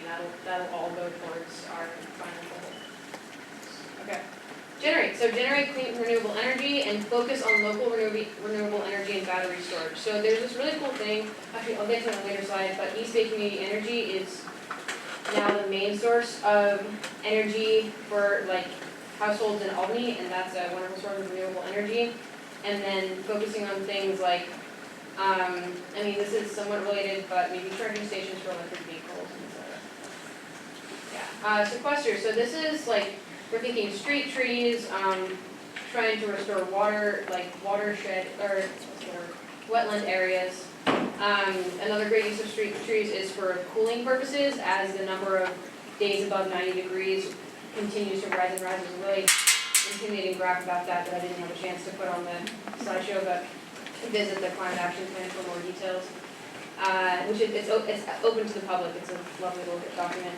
And then street trees, which are great, they're beautiful, but they take a long time to develop. So a street tree that actually promotes cooling and carbon sequestration can take, the time it takes for a tree to grow and have a large canopy. So that's something that as soon as we can implement these things, it would be great. And then carbon capture technologies, again, that's like more green spaces and other things like that. So this is just a little visualization. We're trying, right now, as you can see, transportation is a massive contributor. Transportation is the large blue half circle on the left there. And then other things like residential electricity, residential gas, commercial electricity, and commercial gas and waste compose the other half to third of the circle. And then, so that's 2017, and then you can see 2018, that's the effect that switching to East Bay Community Energy has had. So things like residential electricity and commercial electricity are actually eliminated, and that takes out a big positive emissions. Wait, can you go one slide after that? Yes, okay, that's the last slide. This is the second to last slide. So East Bay Community Energy, or EBCE, is something that the City of Albany enrolled the City of Albany in. This was a couple of years ago, and it basically means that unless you choose to opt out of it, the energy that you are getting in your house is from all renewable sources. And the way it works is that East Bay Community Energy partners with renewable energy producers and groups, gives that energy to PNG&E, which uses their infrastructure to deliver it to your house. It has reduced Albany's greenhouse gas emissions by an estimated 70%, which is amazing. And also, yeah, residents can kind of decide on their level of participation, like how much they are involved in the whole EBCE thing, but the default is the brilliant level, which is actually a very high level of involvement, which is great. And then most of our other emissions just come from natural gas use in general, which is why the new ordinance to have no natural gas in new constructions is great. And then 1 before. Yeah, so what you can do. There's this wonderful website that was put in place called carbonfreealbany.org. This is a screenshot of the front page. Everyone here who has a house in Albany can go to carbonfreealbany.org, register their household, and then if you scroll down, not because that's just a screenshot, but if you scroll down on the actual webpage, they have like a list, like click through to find out ways that you can reduce your carbon emissions and improve your sustainability in general in your household and in your life. That's a really great resource, and I would encourage you all to go home and check it out. It just takes a couple minutes to register. And your PG&E information. Okay, thank you. Thank you, Allison.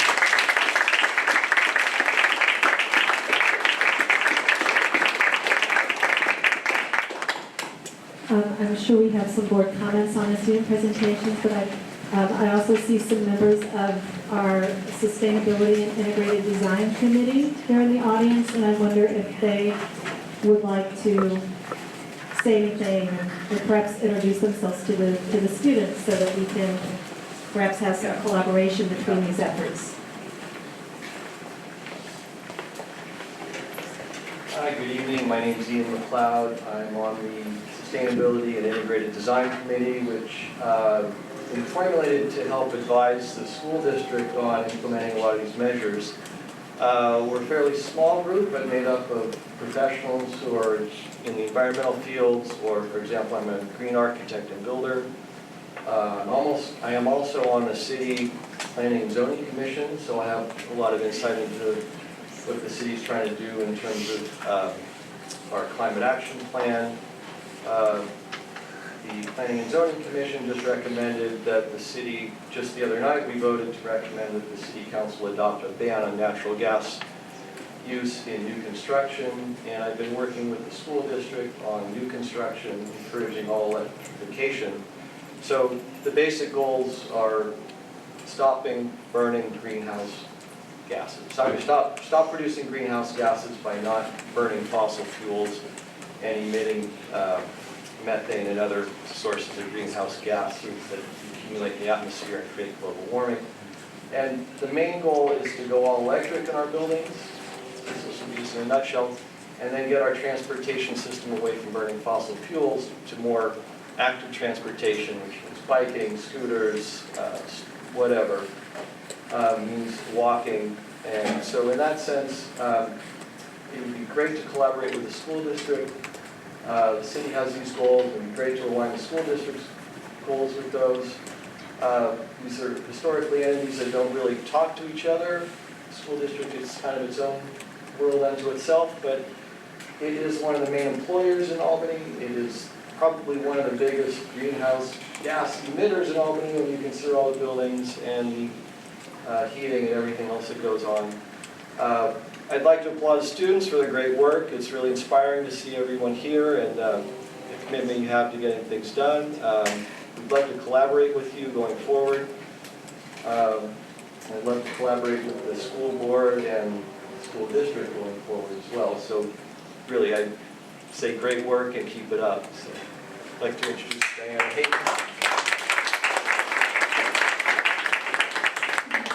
My name's Diana. As Ann said, we've had this integrated and sustainable design committee for 4 years, formed to advise the district prior to the construction of the new schools.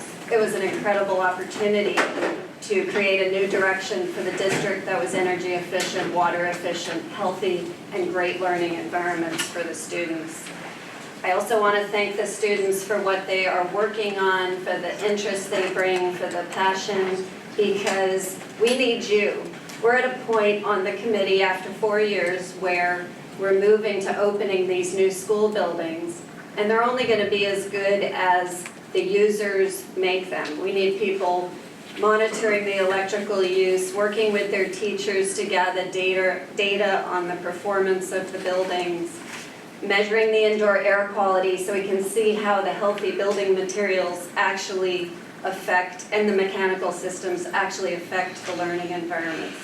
So we're really excited to see the range of projects that you're all working on, and we request that the school board find ways to bring us together so that we can work with teachers and students on projects right here in our own community.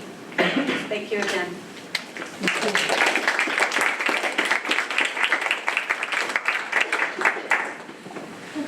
Board comments? Just very briefly, it's really exciting to see students present and with so much thought and really elements that could come to fruition while you're already doing it.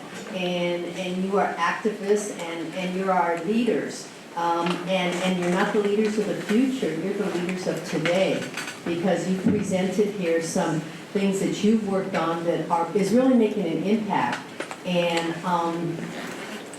I would just want to congratulate you. Please continue that. And we need to have more of you come, more students that are having ideas that make an impact on what's going on in our society, including this climate crisis. So once again, please continue to come to board meetings and present so we know what you're doing, and most importantly, how can we support you in your work going forward. Thank you. Board Member Hill. First, I want to thank Phil and Audrey for pulling all this together.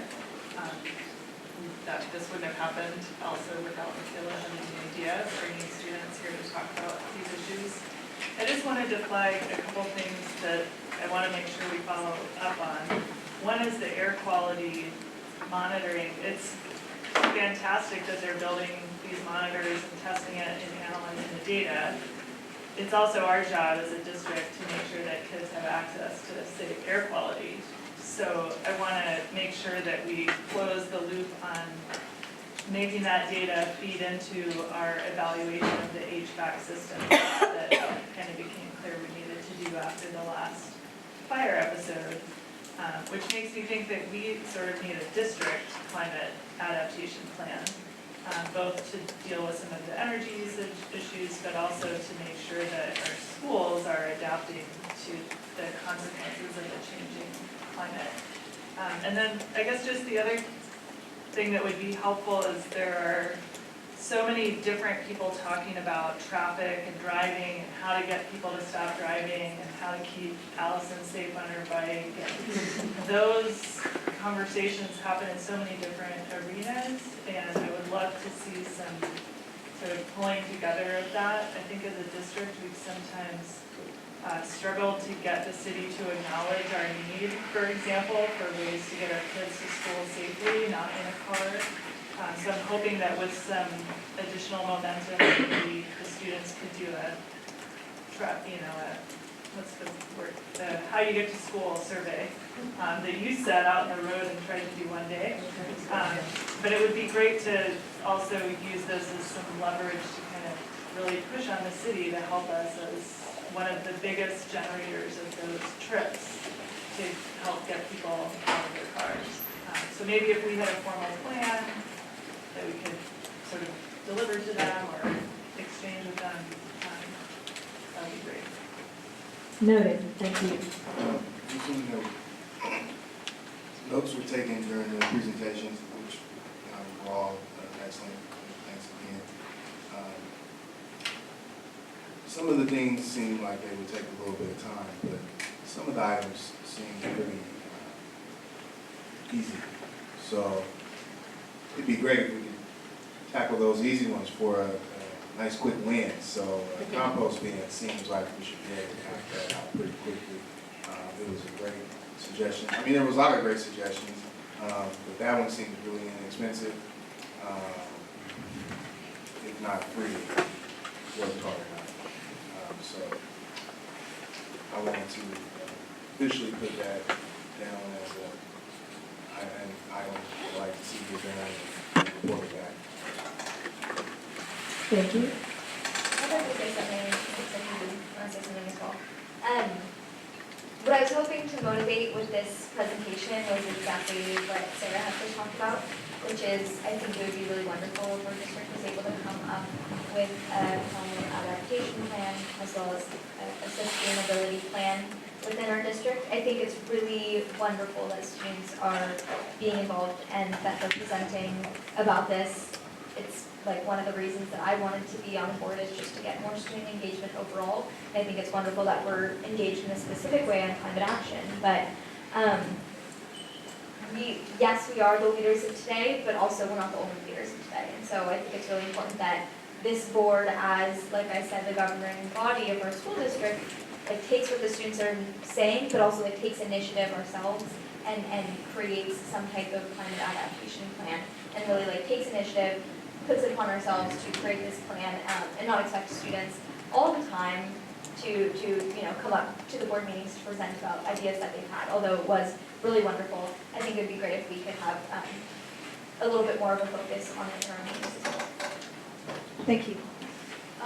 Yeah, so I think last year, the person that worked with Mr. Knight, she's now graduated, correct me if I'm wrong, but there was a resolution passed for Albany High School. So if we can look at that and kind of take from that, that's where we can start. Yeah, I think you might be referring to the California High Performing Schools standards that that the board adopted back in August of 2016. Is that? It No. was specific to Albany. It was specific to Albany High. Okay, we're talking about different things. But anyhow, we'll look up that documentation, and I think especially when we get a director of maintenance and operations, that would be a key person to help move us forward in these matters. So thank you for bringing that, and there's a lot left to do. Now, that brings us to our review and discussion item 12-2, the academic calendar task force presentation and recommendations.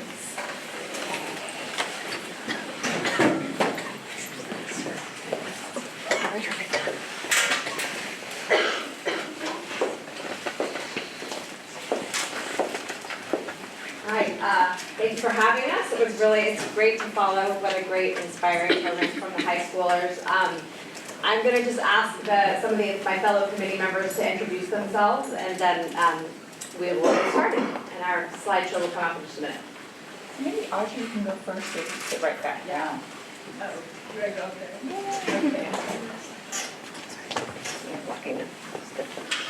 Okay. If you don't know, my name is Audrey.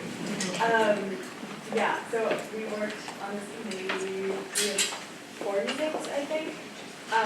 And these people have been really hard at work. Camp has been working off of her mind and has a really great presentation today. So yeah, it was a lot of work, great work. Hi, my name's Chloe. I'm a junior at the high school, and I just recently joined this committee, but I wanted to join because I feel like I had a good general knowledge of what a lot of students needed in terms of their mental health for the school year and how it's formatted, and I wanted to give that input from the committee, so here I am. I'm Shelley Gall, I'm the mental health coordinator at the high school and have also coordinated at the middle school in years past. And my singular focus, I feel like for 10 years now, has been to think about how to move finals before break so that students can really have a winter break that is free of schoolwork. And it's been so wonderful to work with, we're really a multidisciplinary committee. We had principals and classified staff and certificated staff and these two wonderful parents. And administrators, Marina brought us so much data. But particularly these two parents who've done the lion's share of the running around and I've learned so much about teacher needs and elementary school parent needs and classified staff needs and what vacations mean overall to people. So I sort of entered with this sort of very narrow focus, and it's been wonderful working on this committee.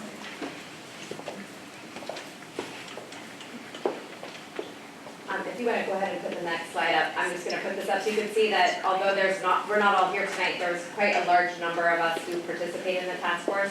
I'm sorry it's not a little bit bigger for everyone to see, but we are a pretty diverse group. I'm Shannon Huffaker. I'm an elementary school parent. I have a 3rd grader and a 5th grader currently at Marin. And I wanted to get involved with this after several years of seeing a lot of frustrated high school students and parents talking about this issue and nothing ever really moving forward. And as well, I'm a working parent, I'm a nurse practitioner, and I'm getting increasingly concerned about my childcare options in the end of the year, at the end of the summer in August, as every other district around us has moved its start time back. And we need to find a place to put my kids for that last week or two in August where they will be happy and stimulated and learning something, and I can go to work. So my name is Yamka Lee, and I'm just very grateful to be back here as a parent member of the task force. Huge thanks to the board for making this possible, and to Marina and Marie for administering, and to many busy people who help provide data, including Jackie and other teachers. Once my older kids got to high school, I started seeing and hearing alarming trends about anxiety, apathy, depression, and even suicide attempts among our high school and middle schoolers. There is much that students and parents can control during these years, but I felt it was important to message to them that they should be aware of and work towards time management that can improve their mental health as well as their classroom learning. And these include breaks away from school, time with your families, and better school year structure. So it was very important to me to not just advocate for me and mine as a worried high school parent, but also listen to and put myself in the shoes of elementary school teachers and parents, middle school teachers, parents of children at all ages, and to look at what makes financial sense for the district. We really wanted to look at it from everyone's perspective. Calendars are very important.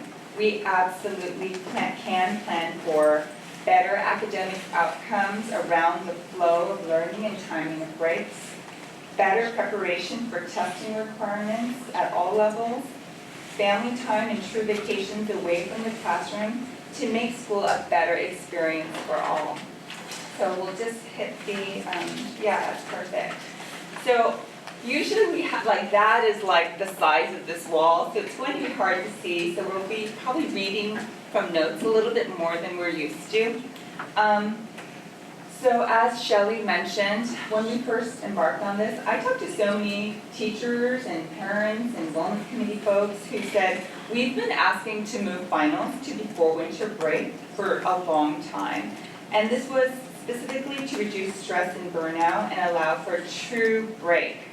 And many neighboring districts have already made this move specifically to reduce academic stress. And we wanted to really take a close look at that trend. Secondarily, summer break is not a true break for many high school students, as a number of classes require significant summer homework. There's just simply not enough instructional time in the school year before May testing.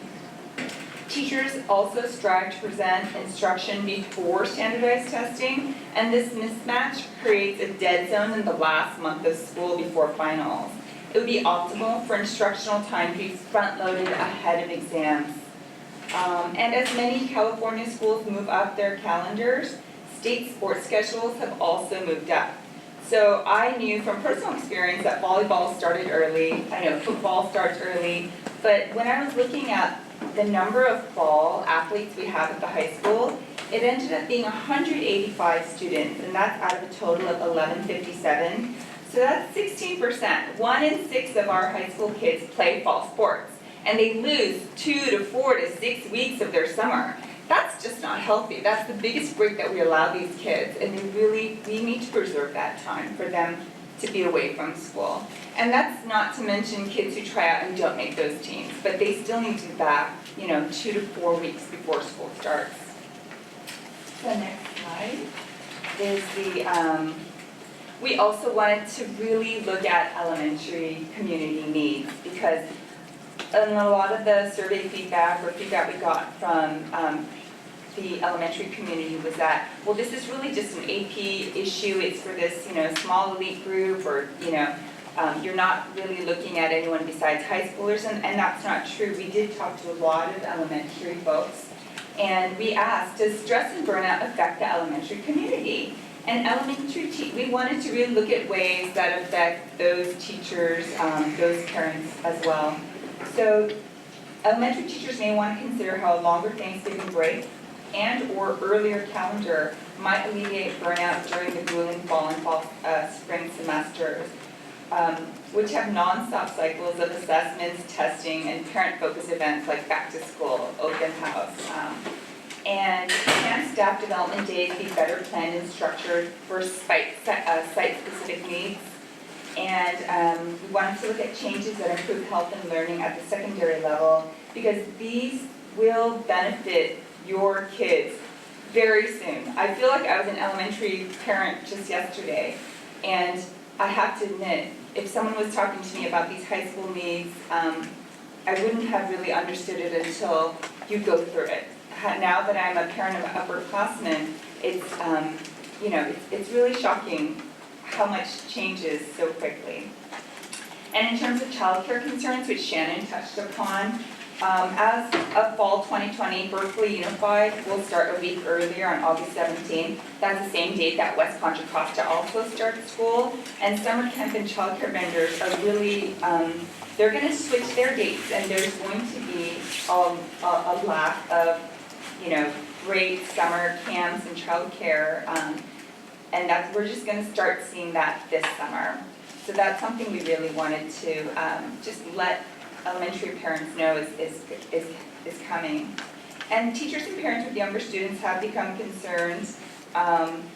It's also with UC Berkeley's calendar, we are trying to align calendars to all the neighboring districts. So our goals for the task force. We wanted to study calendar changes in neighboring districts and really ask if it was relevant and appropriate for us to apply them here. Gather input from all stakeholders, teachers, staff, students, parents, as well as districts. And recommend calendar options that prioritize true breaks for students and staff, reduce unnecessary academic stress, all in order to improve educational outcomes for all students. We want to support the needs of families and staff with children of all ages. So our process, we did a survey. It went out on areas to parents, and that was, it was terrific to get that done. It was perhaps not perfect. We did try to have different input on that. We did get some criticism that it was biased, and we appreciate that criticism. We're glad we got it out there.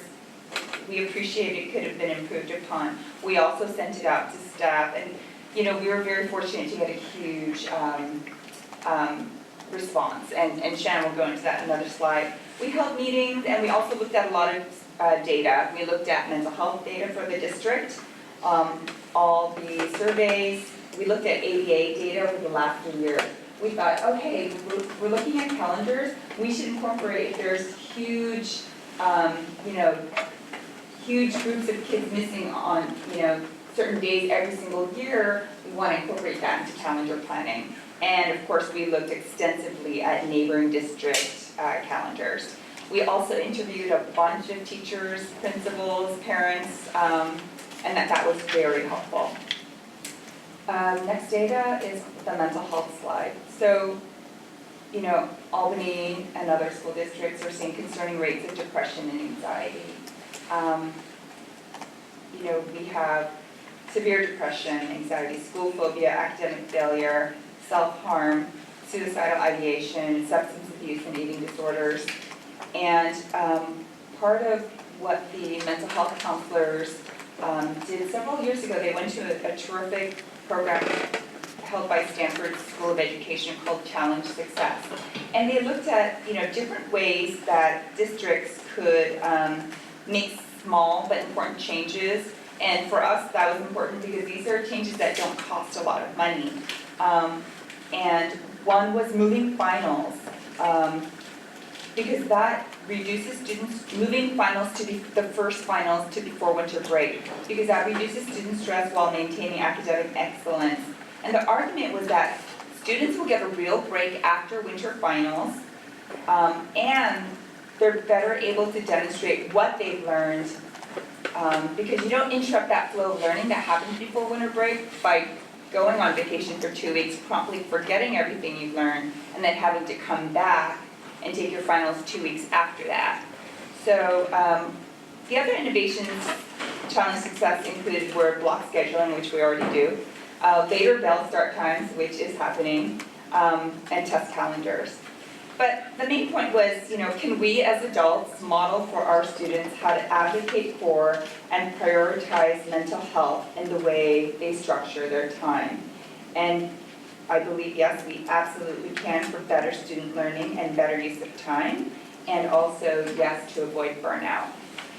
I'm going to switch to Shannon. So I'm going to spend a little time talking about the survey that we sent out. The parent survey, as Bianca said, we sent that out to all of the families in the district through Aries, and we got a total of 1,760 responses, which means that we got 70% of all the families responded. So we were pretty happy with that. We also sent it out to the staff, that's the teachers and the staff. And out of that, we got 219 responses from 442, and I'll show you a slide where we break down who responded to the staff survey. But that was just a little under 50% of the staff responded to the staff survey. So we'll start with the main question, if you want to go down, which was, the first question of the survey was, I would support starting school 1 to 2 weeks earlier in August and ending 1 to 2 weeks earlier at the end of May or early June.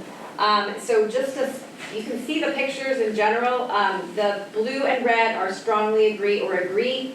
The gold is neutral, and then it's, I think, green and purple are disagree. So that came out to 52.6% of the parents strongly agreed or agreed, while 22.5% strongly disagreed or disagree. And then a big chunk of people there in the middle.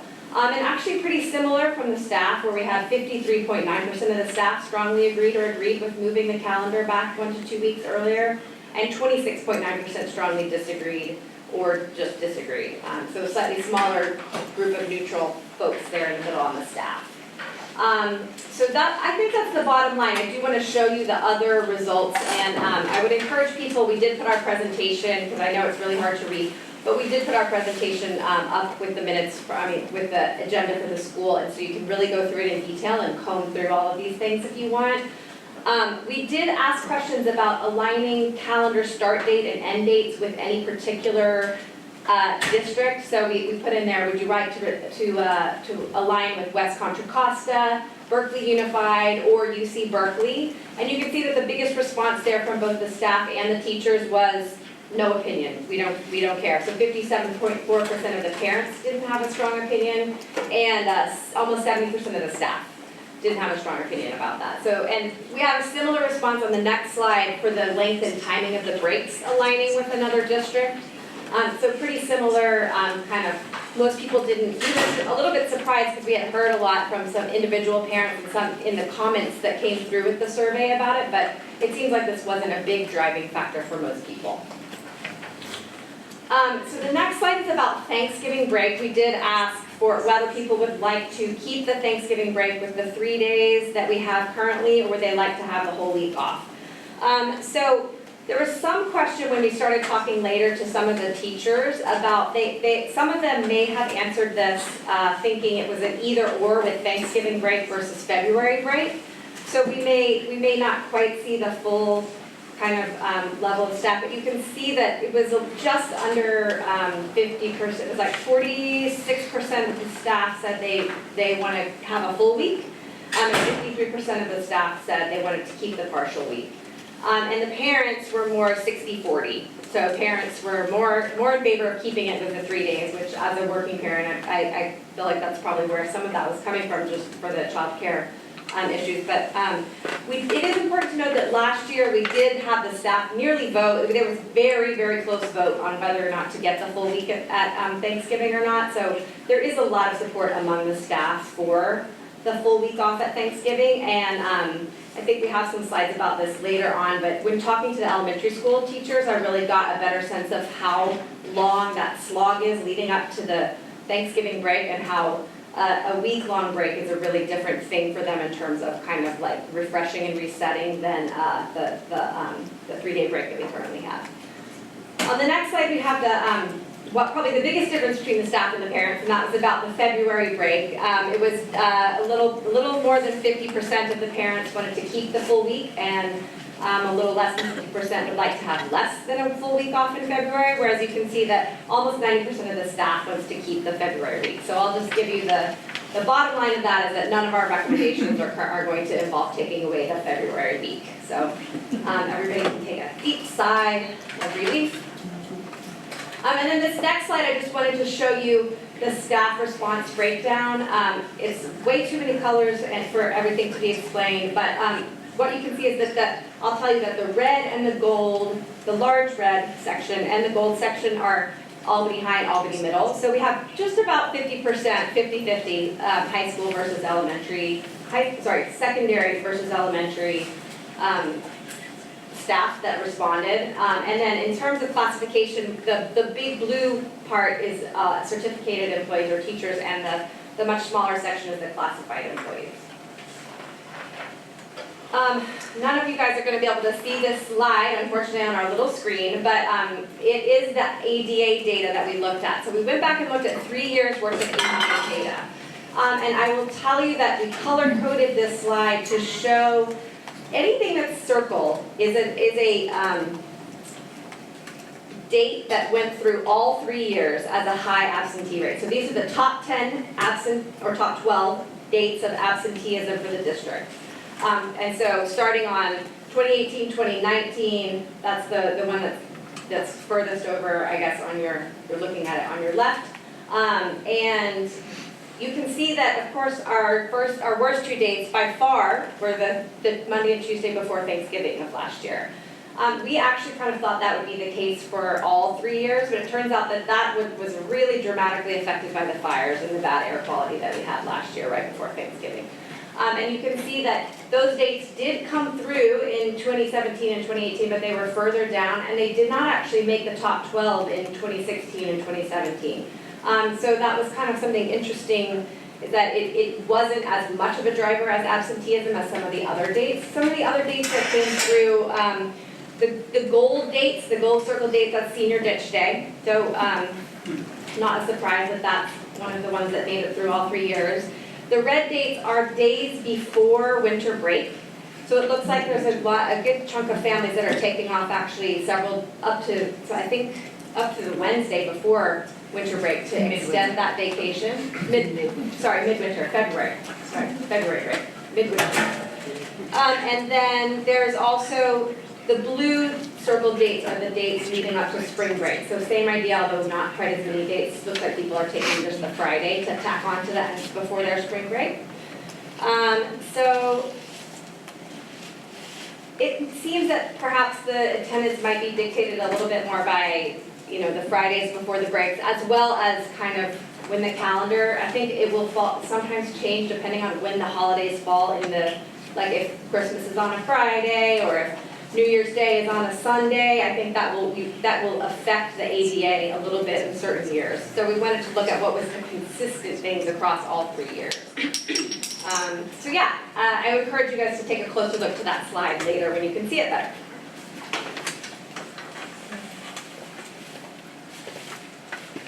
We wanted to look at what other schools are doing and why they were doing it. Starting in 2006, Elk Grove, which is the largest school district in Northern California, 66,000 students, they moved their winter finals to before winter break. And they did this specifically to reduce academic stress for students. And thereafter, we just started to see a much wider trend in California. And this lists out many school districts that have made the same moves specifically to reduce student academic stress and support mental health. I won't read the whole list. I will add Fremont to that. I didn't get that on there. But, Oakland, Piedmont, Berkeley has just moved. They voted last year, and they'll be moving this coming fall. So they'll be starting a week earlier and moving their finals up. And if we go to the next slide, in terms of, how did they move their calendars? So Albany, just to compare, we start school the 4th Tuesday in August, and we finish the 2nd Friday in June. Our first semester finals are the 3rd week in January. Oakland, they decided to make that move, and they moved their calendar of 2 weeks over a 3-year period. And so they now start the 2nd Monday in August, which is quite early. Piedmont, they already started earlier than we did, a week ahead, and then they further moved it 1 week up. So they're also starting the 2nd week in August. And Berkeley Unified decided to just go with 1 week movement for now, so they'll be starting August 17th. All these schools have their fall semester finals before winter break. So why do we need to move the calendar earlier? A lot of teachers ask, well, can't we just have finals before winter break? I don't want to give up my August, it's always the best weather. Why is that important? And I'll tell you the reasons that other school districts gave. And I do have to say, I borrowed heavily from Piedmont and Alkaline Union, which already did a lot of fantastic research and data. So, but these are some of the answers that they also gave. So moving finals to before winter break allows for a true break and addresses loss of learning, with teachers needing to come back after December break and reteach the material ahead of finals instead of moving on to new material.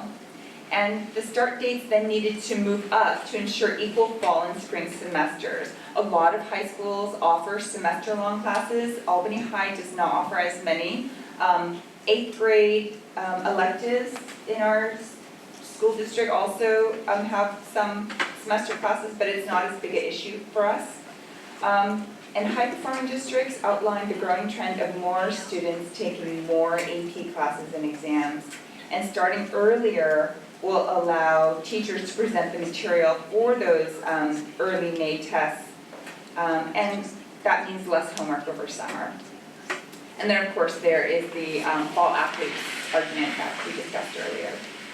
So go to the next slide, the earlier calendar. What's the impact on the elementary age community? We wanted to be very aware and make sure we were listening to those folks.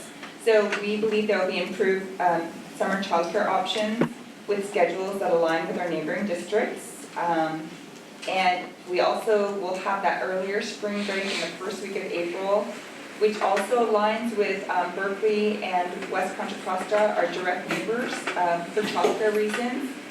And in talking to a lot of elementary teachers, it was very tiring to hear about their huge cycles of labor. In the fall, elementary teachers have back to school, Halloween, daylight savings time change, assessments, parent-teacher conferences, cold and flu season. So much so that by the time they hit that 3-day plus weekend Thanksgiving break, they felt sick, like they were just affected by cold and flu season, burned out, and they often said I had to spend the whole Thanksgiving sick, and that's Shannon spoke to teachers who had said that. So one of our proposals does include a full week off of Thanksgiving. And in the spring, you have SBACs, open house, conferences, assessments, daylight saving, the time change back, which is very difficult for young ones, field trips, science fair, and we're hoping that moving the calendar up may relieve some of the spring burnout by reducing that long time period between spring break and the end of the year. So now we just like to present the calendars, and again, I have all the jobs where it's really hard to see, so we're going to refer you back to the handouts that we put with the agenda. But we are going to present 3 proposals. All of the proposals include finals before winter break, and none of our proposals are going to change the week-long February break. And we also are recommending, our committee would recommend that AUSD consider adopting a 2 years calendar. Some of the districts have done this, and in order, it allows people the continuity that they need to plan. It would allow the district to really give the new start date a full kind of chance. And so in order to, we actually did propose out our calendars all for 2 separate years, so you could see what it would look like 2 years from now. And that also deals with 2022, which is an atypical year, which I'll talk about on the next slide. So we have 3 proposals, and just to give you kind of the bullet points on all of them. Proposal number 1 will move the calendar start date a week earlier, leave Thanksgiving the same. So that would involve starting school on the 3rd Tuesday in August and ending the Friday after Memorial Day. And then we have a chart separately where you can see this laid out a little bit differently. Proposal number 2 is also moving the start date up by a week, but we added in the week-long Thanksgiving break. So again, we would start the 3rd Tuesday in August, and in order to pull the week off, to have the whole week off at Thanksgiving, it requires moving staff development days to the beginning and the end of the calendar. So you'll see that there's actually no staff development days in the middle of the year, and there's 2 staff development days at the beginning of the year and 2 staff development days at the end of the year. And the students would be done again the Friday after Memorial Day. And proposal number 3 is pushing all the way back to the 2 weeks earlier start that we have seen some districts do, and we recommend doing that over 2 years. So ultimately, when it's all finished, the ultimate start date would be the 2nd Wednesday. What we liked about the 2-week option is that it allows the staff to start on the Monday, so the staff don't have to come back officially the week before to start on the Friday beforehand, because we could do it on most calendar years, we could do it on a Wednesday. And that would end Friday before Memorial Day, so school would be done before Memorial Day. So I'm going to look a little closer at proposal number 1.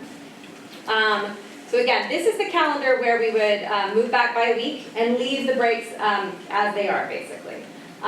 We are proposing that the staff development / teacher work days be differentiated. So in this calendar, we were able to make a grading day for the secondary school teachers, so that they would come back and have a teacher work day after the break, where they could do some grading or turn in grades, or just not feel like they had to do all of their finals related work over their winter break. So that would be the first day back in January would actually be a teacher work day for high schoolers to do grading, and it could be a staff development day for elementary school. And then this would allow the October date to be used as a teacher work day in elementary school, and the January date, and the October date could be a staff development day for the high school. So that we wanted to put in an option that allowed that to help have teachers keep their winter break as much of a true break as they can have as well. So the bottom line for the summer is that this would involve losing 1 week of the summer. Now again, it doesn't add any extra days of work, but it does involve a shorter summer by 1 summer in 2021, and then you would return back to the 10-week summer that we are used to having. And the feature of this calendar is that it's most similar to the current AUSD calendar. It gives back a week of summer to the fall sports students. It allows an extra week of instruction before all of the testing, including the SBACs. And it does provide a natural break so that the teachers don't have to come back and review all the content. if you go up to the next slide, you're not really gonna be able to see this, but it is here, and we have plotted it all out. And what I want to point out on this slide is just what we were talking about 2022 being an atypical year. So you can see that you could see that 2022, January 1st falls on a Sunday. So because of that, we have to take the Monday as the observed holiday for New Year's Day. So that would require an extra instruction day, and that usually would need to be added to the beginning of the year. So on a year like that, school would have to be starting, instead of on a Tuesday, would have to start back on a Monday. This happens because of the calendar. It happens at every 5 to 6 to sometimes every 11 years, and that depends on the leap year. And Yanka did like so much work looking at these calendars to figure it out. I wish you could have like seen. So we really did want to say, we really wanted to be clear about what it would be involved, even on these atypical years. And unfortunately, 2022 is an atypical year. So our second year out in all the calendars, you're going to see that. Next, proposal number 2 also involves moving a week earlier. The thing that's particularly different about this calendar is, again, it involves a full week at Thanksgiving. And in order to do that, again, we moved the staff development days to the beginning and the end of the academic calendar year. In terms of the impact on the summer, it is, again, losing the 1 week for the 2021 summer, so that would involve a 9-week summer for that year. And again, staff development days for teachers would be moved to the end of June. It is that, potentially that could be a trade-off for some staff, although we also heard from staff who liked the idea of having teacher work / staff development days at the end of the year because they're there anyway, closing out their classrooms. So we didn't hear uniformly negative about that, but we did want to point that out, that it does involve moving those staff development days out of the middle of the calendar. Some advantages, it gives the same kind of advantages of the week early, and even though the ADA wasn't the main driver of the Thanksgiving holiday, we did feel like after talking to the elementary school teachers about their fall stretch and how a week at Thanksgiving felt really different to them than a 3-day holiday, making it really easier for them to recover. We wanted to put in a proposal that gave that option. So that's what proposal number 2 is, and you can scroll down on the invisible calendar and you can see it. If you look online, you'll be able to see exactly what that would look like for 2 years out, 2021 and then 2021-22, and then 2022-23 is the second calendar over. And finally, I'm going to go to proposal number 3. Proposal number 3 involves starting school ultimately 2 weeks earlier. So the ultimate start date would be the Wednesday start date, so the second Wednesday in August. That would be the sort of typical year that you would be getting to. It would end the first years, we would end the Friday after Memorial Day, like all of the other calendars, but in subsequent years, it would actually get out before Memorial Day. So it would be Friday before Memorial Day. This calendar keeps a 3-day Thanksgiving break, and we did the same thing with this calendar with the differentiated teacher work day / staff development days, where there was a grading day for the high school teachers. And the impact of summer here is that you would lose a week of summer 2021 and then another week 2022. So there would be 2 years of the 9-week summer before you get back to the 10-week summer. And maybe the advantage of that is that this is in line more with most districts in California. And also that the Monday and Tuesday would be starting on a Wednesday would allow Monday and Tuesday to be the staff days so that the teachers would not have to necessarily come in for the week before. And then you can see proposal number 3 on the next page. And then I'm going to let Yanka come back up and finish this out, and thank you guys very much. Yeah, so we're almost done. This was an interesting way of looking at the calendar. We wanted to break it down from a teacher's perspective. How does the 180 instructional days, the way that it's structured, how does it influence student learning?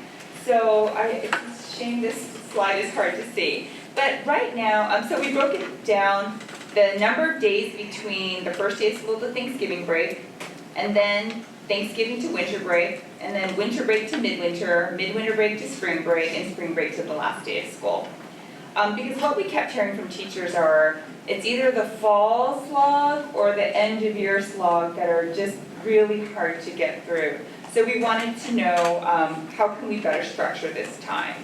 And, in terms of, if you look at the second column, it says 15, 15, 15, 15. That's the number of days after Thanksgiving to winter break. And during that time, I feel like that's the best time to do your review, have your finals, finish your year, and come back in January with a fresh start. And for semester classes, that means a whole new student, a class of students. But for the most part, it just means moving on to new materials. Because what happens right now, if you look in the 34, 33, the third column, that's after winter break. And half of that time is used to review material, have a dead week, and then have finals. And then you can't move on to new material until after that time. So all these kids have lost everything you've taught them over winter break, and then you have to reteach it. It just seems like a huge waste of time. You're disrupting the flow of learning, and you're promoting loss of learning, which is not healthy for kids. It's not a good use of time. And this table just looks at the different ways that each proposal breaks down the number of days between all those breaks. Because breaks are important, for teachers as well. And then the last slide is just a simple comparison of all of our proposals. We wanted to look at and give you a very clear comparison of start date, end date, what happens to staff development, and or the teacher work days we may be proposing, what happens to Thanksgiving break, and what's the impact on your summer. Because teachers and parents, they're very protective of their summers, as they should be. But yeah, so these are the 3 proposals we recommend to the board. We'd love to take any questions anybody may have. I have a comment and a question. This is great. I know a lot of work went into this. And there's a lot of different opinions, so I appreciate you guys taking the time to dive into that and accept people's responses. A lot of them are super friendly, and so I really appreciate you guys taking the time to do this. It's great. My other comment, fellow board members, I know I have these gray hairs, but I still remember being at Albany High, and I remember the schedule. And so it's important for students to have the actual break. And if you're thinking about that during the break, as a parent, I'm thinking now, I would tell my student, well, make sure you study over the break, which as a student that sucks, but as a parent, you're like, no, you can't go back into it. So, I mean, I definitely can understand that. I guess my question is, how much discussion did you guys have with UC students? Because their schedule they still don't have they don't have that full week, so they would have to kind of figure things out, which they have to do that now. They have to do that now in February, because we have that week off and they don't. But then if we also move to having that week off for Thanksgiving, then they would have to figure it out too, because they only have 3 days. We did read through all of the individual comments on the parent survey, I should say, and there was a lot of common themes. I think the February break week came out a lot stronger on that. Some of that was maybe from UC and just in general, parents being like, it's really hard to find childcare this whole week. So that did come through in the individual comments, not as much on the survey responses, but people did talk about that. We also did hear from UC parents as well as Ocean View teachers who talked about it would be great to line our start date a little bit better with when UC Berkeley comes, like to start when those families start. So, you know, that is, we did sort of inch towards the UC Berkeley, but you're right, it's not perfectly lined up. They get out very early, they're finished way early, and so some of those families do leave at the end of the year. And I don't think there's any calendar that we propose that would end as early as UC Berkeley ends. So are there any neighboring districts that are moving 2 weeks earlier? Or is that just I know Berkeley and West Contra Costa haven't indicated that they're doing that. I think it's Oakland. Well, Oakland and Piedmont are 2 weeks ahead of us, as well as, yeah. And actually I have a table, and like many of the other districts I listed on that page, they do 2 weeks. There are many districts that end before Memorial Day. And it's interesting, because this has been a trend for over a decade now, when we studied the calendars, it was interesting to see they went back and forth, because they started too early, and then they came back, because parents were upset, and then they went, somewhere in the middle. So we have the benefit of going last and looking at best practices and not making the mistakes of other districts.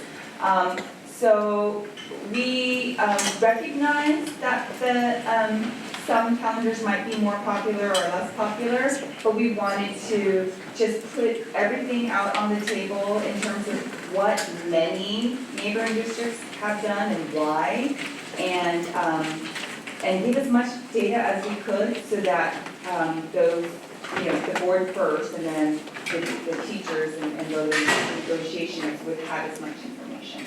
So I can certainly include a table that I already done, which is the start and end dates of many of those school districts. Yeah, I think just Berkeley and West Contra Costa are really the most important. Yeah, and they each, what's interesting about West Contra Costa, they moved their calendar up 1 week, but they haven't moved their finals up, so they're not included in my list. But they do start and end earlier. And I know that because our poor kids are whining about their finals when all the neighboring kids are skateboarding outside the windows. And so Berkeley, I asked the gentleman who created all the calendars and did a lot of the work that we did, why Berkeley only went 1 week instead of the 2 weeks that, say, Oakland did. And they said that they just got a new superintendent, things were a little bit, tricky at the district, and they were just gonna push for one now, see how it goes, and see if they needed to push for another. But more important was the moving the finals to before winter break. Just one comment related to that, which is that UC will not move earlier than they are now. So if we were to move 2 weeks earlier, we would be starting a week earlier than UC, which may be an issue because many families in the village especially arrive shortly miss the first week of school. If we're trying to do a little bit of lining up with UC. Yeah, it's interesting, and that's why we requested the ADA information. We thought, okay, there's going to be all these kids missing from UCs who live in the village and perhaps go to Ocean View, and we thought we'd see so many more trends, but we really didn't, and that was the surprising thing about the ADA data. We, only did, a little bit of digging into that, and we had one of our math teachers even do standard deviation. I mean, she went into it, but she came up with the same things that I did. It wasn't as compelling as we thought it would be. So, the UC data, I agree. If we start earlier than them, that would be probably more problematic, but it doesn't drop off when they graduate in May. We just don't see those numbers in any of the top 12.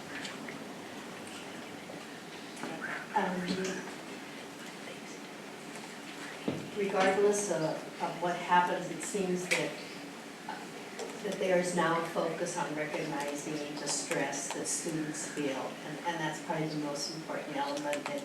And if one of these gets voted on someday, this will be Shelley Ball's dream, right? That after 10 years, that we will really think about the students and their issues around finals or even, final first semester finals, etc.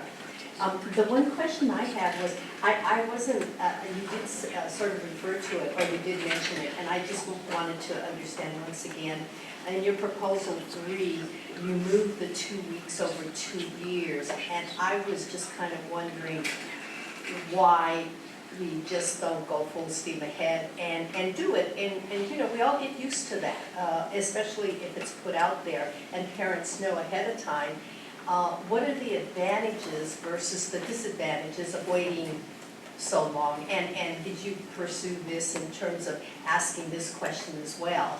We did. So we did our initial first 3 proposals that we had, did have one, included one that had just went back all at once, 2 weeks all at once, just pulled the Band-Aid off. And it was wildly unpopular when discussing it with staff, which doesn't mean that you couldn't bring it back if they wanted to, but because we didn't obviously talk to every single teacher or every single staff member, but I think it would have made one summer 8 weeks, and that just felt like too shocking. And I think it also would be a lot for parents. I mean, summer is also a break. We don't want to cut into that too much. So we did decide not to include that in our recommendations for that reason. It seemed a little bit more palatable to spread it out over 2 years. You know, I don't know that if that's the direction the district really wanted to go, I don't know that the committee would be like, no, we totally object. But I think ultimately we decided that that wasn't what we were going to put out as our recommendations. And, you know, also in reading the comments on the staff surveys, I think one of the biggest things that we came across was, please don't take my summer from me. You know, this is my chance to come back fresh. And oftentimes a lot of teachers work over summer and they depend on that income to supplement their annual wages.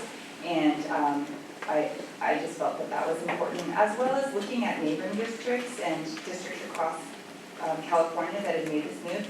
I didn't see anybody do that. So I just, you know, again, going with best practices, we saw many districts move over, you know, 2 weeks over 2 or 3 years, but we didn't see anybody move 2 weeks at once. Okay, I just want to let everybody know we're running 45 minutes or more behind schedule now. We still have a very major presentation. I hope that we're going to Clark's comment and close us up on this. Yeah, I'll keep it real quick. I've been on the wellness committee for a couple of years, and it's been a main topic. It's been going on for a while. I think it's been going on for like 10 years. It's way too long. I would really like to vote on this while I'm still on the school board.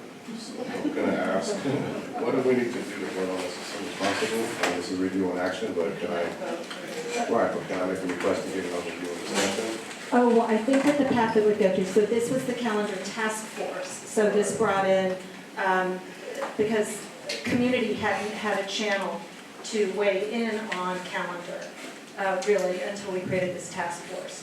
But what the board can do is to give the staff direction to bring these 3 calendars that are the task force recommendations into negotiations. And that is the calendar committee, which involves district office personnel and union representatives that then meet as the calendar committee. So that would be the route forward, that we can make that recommendation. So I won't be voting. I'm still on the board.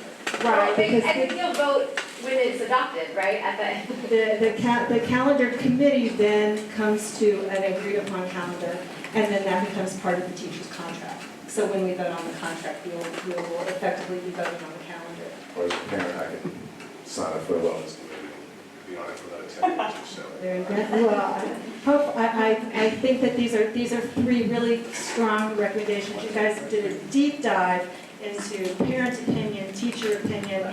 You know, this is incredible work, and I think it's I think that when it goes into calendar committee, you know, these are innovative calendars that are going to bring our district forward. So I feel confident that they will come up with a calendar in calendar committee that will move us forward. Thank you. Thank you, everyone.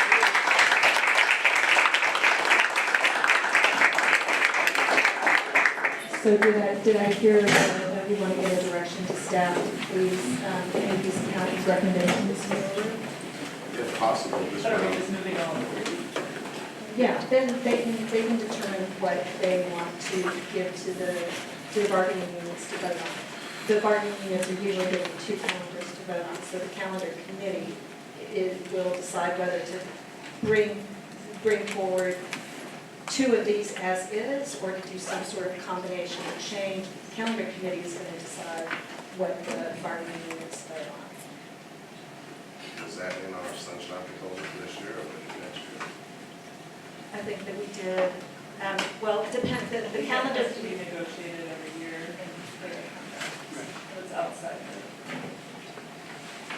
it. And also, we've already voted on the calendar for next year, so we know that these are far out. So these proposals, What about this for this year?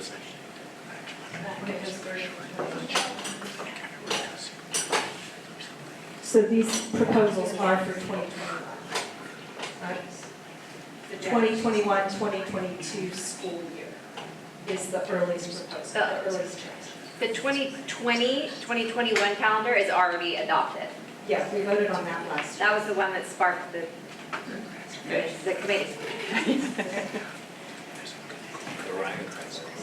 So what, I guess my question is really to Jacob's, what role do the finalists play in expressing our preferences for certain versions of these calendars over others?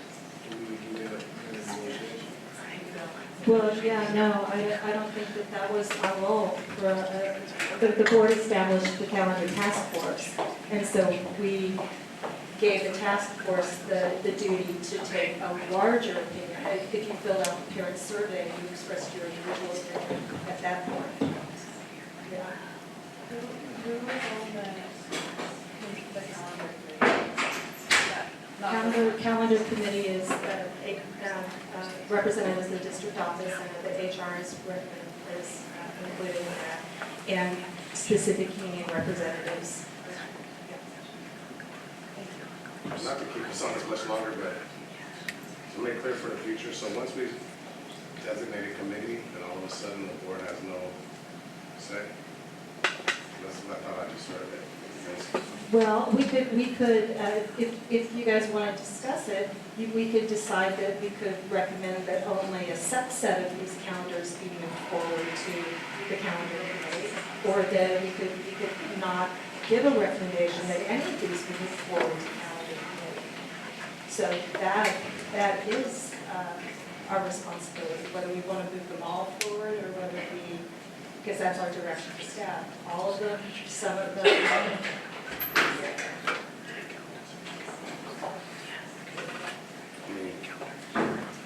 I would like to, are we here just to vote yes or no on it? Or do we ever get to give our preferences, what we think is the best educational sounds? If you gave a direction to staff that was for all 3, 2, or 1, your opinion would be included in that.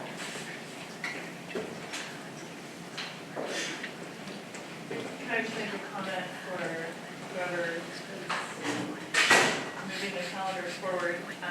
I'll reiterate what I said before. I'm concerned about the impact on newly arriving UC families of moving the calendar a full week before UC starts. I know a lot of families arrive here, and these are mostly Ocean View families, arrive here right before school starts, and there's a lot involved to get them signed up and to find out where the schools are.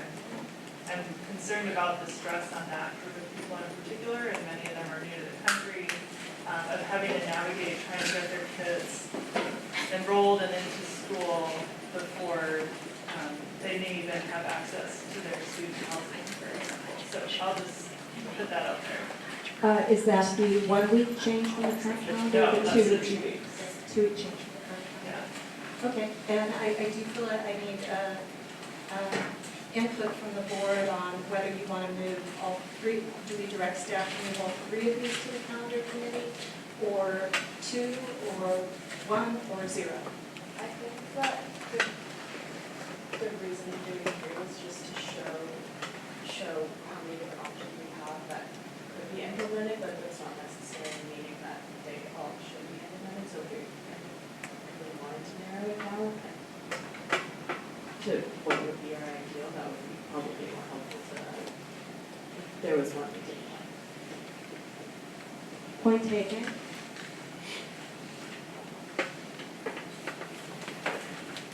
I already decided to make sure grade calendars. Can I ask if the students can put in their word if they have a preference or want to have all three go on or whatever?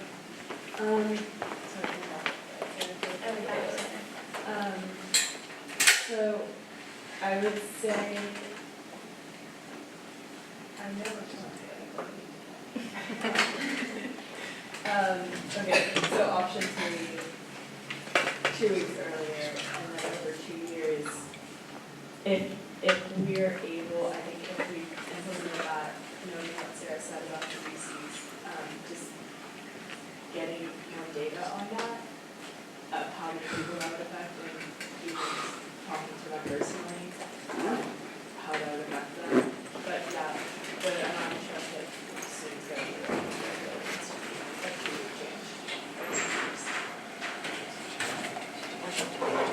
I would also agree that the third option is the one that I like the most. There's a couple different reasons. The first one is I was looking at the days before and after winter break, and I know that there's some classes that are one semester classes, and so if you have a one semester class and then you're transitioning to another class, the second semester, it's really helpful to have an equal amount of instructional days first semester and second semester, and the third option is the one that like best completes that goal, that or best fulfills that need.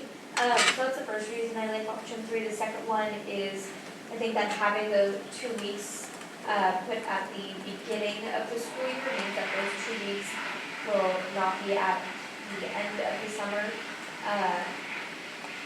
which is helpful because there is this like deadline that happens after AP testing, where you're not really, I mean, heck, like I'm gonna be a second semester senior. I know I am not going to be focusing too much in those classes at the end when I've already completed all my tests and I've already, done all the stuff I need to be doing. Like, honestly, students are not gonna be so engaged after those AP tests, especially if they're seniors. So I think that having, like eliminating that dead time after the AP tests,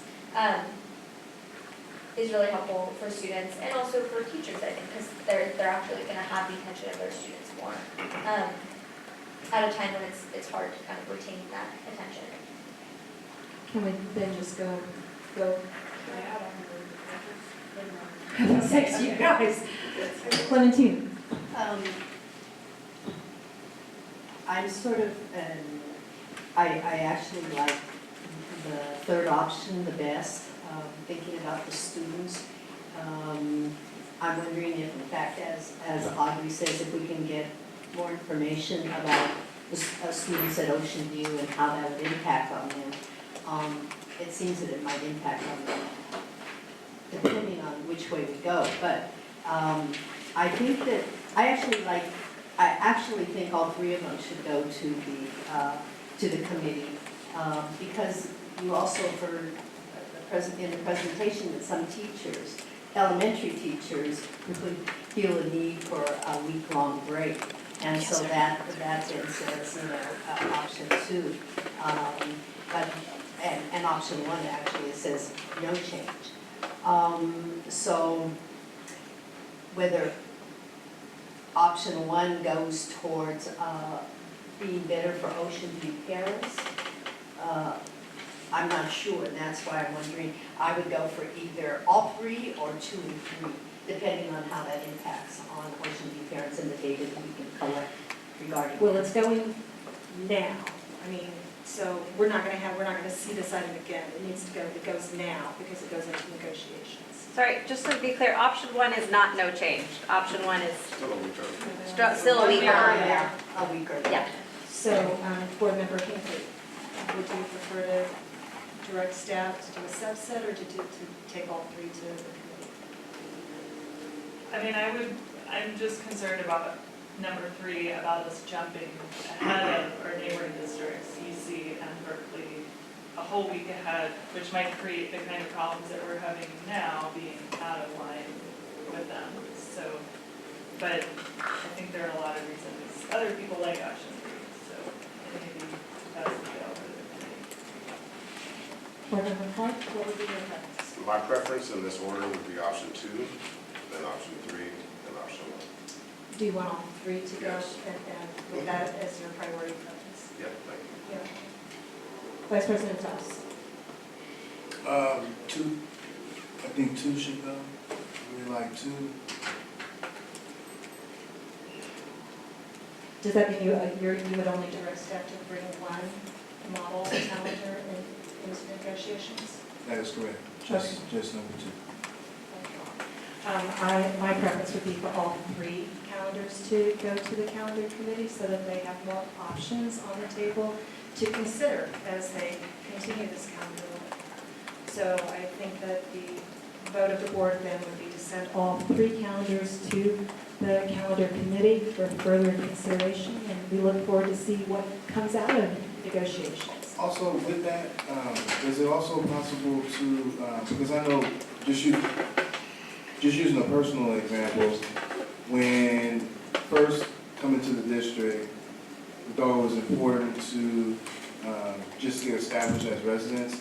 So we contacted UC Berkeley, requested to move in early. So we moved in during the summer so that we could get comfortable within Albany before the kids actually started school, like figure out where the grocery store was and things like that. So it is possible. I'm wondering if maybe we can maybe start a discussion with UC to say, hey, this is something that could potentially be happening if we do have student parents where this is happening, like working something out to where it can be communicated to them, like we have the option of being able to move in at this time to make the process easier instead of just making a change and then wishing it well. I think that we could certainly have discussions with the village, depending on what calendar comes back. If it's necessary. Great. Okay, that's direction to staff. Sorry, we just also, as we mentioned, we would love the board to push 2 years out at once, so everyone knows what's gonna happen. You know, should you decide to just do a 1-week change, parents know it's not gonna be 1 week now and 1 week again, it's just gonna be 1 week total. Or if we do 2 weeks, it's 2 weeks over 2 years, like, so that everybody knows what we're asking for. We highly recommend, and that's why we did a presentation of 2 years at a time. We would love for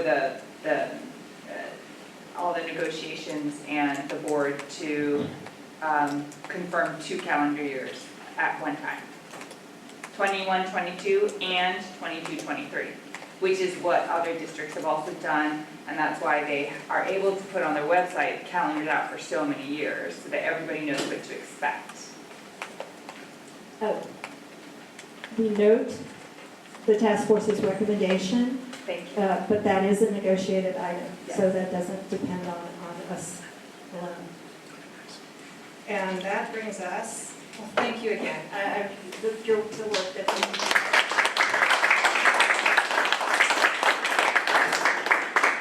that brings us to our last review and discussion item, 12-3, our 2019-20 annual enrollment report. Good evening, members of the board. I'm here tonight to present the enrollment report for 2019-2020. I'm a little tired right now, as is everyone else, I'm sure. So this evening, I'd like to go through a lot of facts and figures regarding enrollment for this present year. And I took the direction from the board and got questions, and with some help from my colleagues and President Trutain, we went through and created a presentation that hopefully will guide you through what our enrollment looks like for this particular year. So if we could just go ahead and advance the slide. A lot of questions were asked about current enrollment for site and grade level. So this first slide gives you an overview of the whole district. And on the left, you see the total enrollment per school, starting with Albany Children's Center and going all the way to Mac High, which gives us a total of 3,575 students, which is based on our CalPADS information that comes from the state. The second set of numbers gives you a breakdown of grade level enrollment across the district. So that's not school specific, it just tells you that at each grade, how many children we have in TK all the way through 12th grade. And again, so 3,575 students in the district at the time that this report was done, which is just very in the recent past, in the last week or so. So next slide. The next slide shows you the elementary class configuration, and what that shows you is how many kindergarten classes you have at the different sites, noting that Ocean View right now, we do not have kindergarten students there because of the relocation. Grades 1, we have Cornell, Marin, and Ocean View, with Ocean View as a 3.5 at first grade, which indicates that between first and second grade, there is one combination class at Ocean View. So we've got Cornell with first grade, 4 first grades, Marin has 4 first grades, and then Ocean View has 3.5 because of the combination. And going through the rest of the grades, as you see second grade, you can see how it breaks out. When you hit Cornell, 4 or 5, you can see that we have a 4 or 5 combination at Cornell, which would explain the 3.5 in the Cornell column, and so forth with Marin and Ocean View Jackson. So that's how the elementary classes break out across our schools.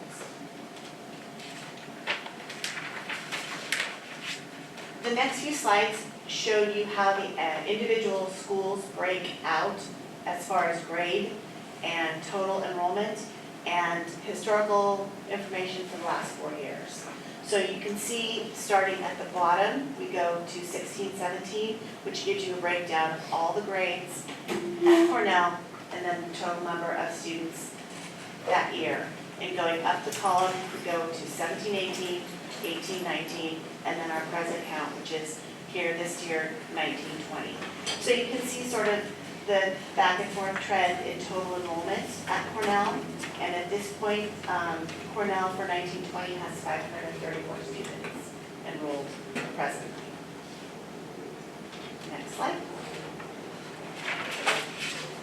The next slide gives you the same information, historical information from Marin Elementary, giving you all the grades and the totals on the far right column. And you can see Marin's numbers stay pretty consistent, which is kind of an interesting trend to notice. And again, without reading the slides, you can see, if you go diagonally, you can see trends, how the classes sort of go up through the grades at the schools. And the next slide is Ocean View. And Ocean View is a little bit interesting because the numbers, because we have transitional kindergarten students, and they are housed at Albany Children's Center, they are still counted on Ocean View's enrollment accounting. So that's why you see such large numbers in the kindergarten column, because that takes into account our transitional kindergartners who are housed at ACC. And in 18-19, there's a small typographical error. So you can see that the total for kinders in Ocean View at 18-19 was 141. And so TK was 51, the kindergarten should actually be 90. That's a small little error that was pointed out that I need to let you know we fixed. And again, there is a huge variance here in the total numbers of enrolled students in Ocean View. So it's just interesting to me to find the different variances from year to year. The next slide is the same slide for our secondary school, starting with Albany Middle School. Again, it's historical data from 16-17 to the present. Tells you how many 6th, 7th, and 8th grade students there are enrolled each year. And then the far right column gives you the total enrollment for the school for the last 4 years. And this last slide that is similar is for our Albany High School, which again, 4 years of historical data for 9th, 10th, 11th, and 12th graders, and then it gives you the total enrollment on the far right. And so for our Albany High School, at this point, we have 1,157 students enrolled. The next slide gives you some enrollment process timeline information. The question was asked about priority enrollment for TK and kindergartners. So in 2018-2019, the letters were sent out mid-July. This last year, we were able to get a jump on it, and we actually sent the letters out at the end of June, giving people about 3 weeks more notice as to the information about their enrollment. The process for early bird and late bird assignment is based on a site decision. So each site, that's instead of having it be a centralized decision for the different schools, each school determines early and late enrollment for their students. And that is done through ARIES, and parents can request what they would like, early or late bird, and then the school does its best to accommodate families to give them their first or second choices. There's only 2 choices. So that's that. The next slide talks about average daily attendance. And that is important because as it compares to the next slide, Julie, if you could, there's 2 things that we need to look at for attendance and enrollment. So there's average daily attendance, which is the previous slide, Julie, which talks about students in seats on a daily basis. So if a student attends school every day for 180 days, we get 188 for that student. That means we get the full funding for that student. Now, the next slide tells us how enrollment is predicted. So the first Wednesday in October is what's called Census Day or KALB Day. And that's the day when the state takes the enrollment for a school. And what this does is it helps to give a baseline number for enrollment so that if I am at Albany Unified on Census Day, I am counted for Albany Unified. Therefore, I cannot be in another school district on Census Day and be counted twice. So that gives us a baseline for enrollment. Enrollment is different from attendance because enrollment projects our number. And that gives us historical data to predict funding from the state.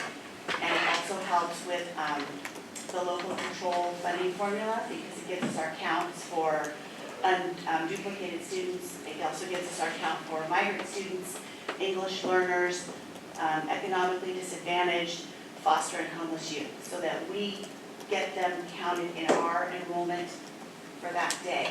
And then they cannot migrate to another school and be counted for their LCFF. So that's kind of complicated concepts, but do you have any questions about that? Yeah. All right. So the next slide, I'm going to have Ms. Kim address. Oh, sorry, yeah. I do actually have one Sure. question. Could you go back to the previous one? The CALB interest? Yeah. Is CalPADS for the state to figure out how many students on average are going to school throughout the state?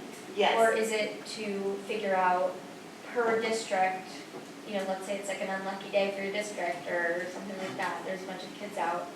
Would that affect the funding of our district if there's a bunch of kids out on October 2nd? It's going to impact your count, so yes. So yes and yes. The other thing that CalPADS affects is SBAC testing. So we make sure that we have an accounting of all the students that are enrolled so that when it comes time to pull the rosters for SBAC or LPAC or whatever standardized testing, you have an accurate accounting of every student so that you have one individual sort of identifier for you and for Audrey. And so that each school can only claim that person. So it gives you an individual identification as well.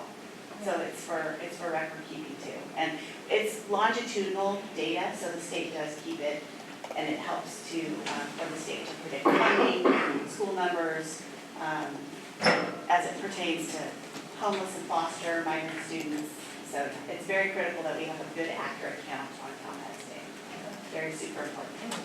If I can add one more on that, so carpet data is really the enrollment data, and also that will give me for the enrollment projections regarding the budget projections for this year, more closely. However, when we said everyday count, that really means everyday count, meaning even though we might have lower numbers on the carpet CBS day, everyday count, meaning attendance rate, if it is more than even every 0.1% count. So if the students attend the school, let's see, every 180 days, it really adds up to our attendance rate, meaning we get more funding. And I can show you it later on. So that day doesn't do any funding for us, the carpet. It's two different items. CBS data and attendance. Enrollment. Right, enrollment and attendance. It's more important than every single day. So I think the next slide is Ms. Kim.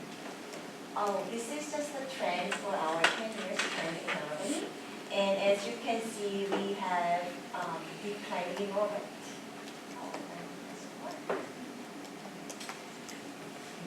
Declining enrollment from 2014-15, about last 5 years.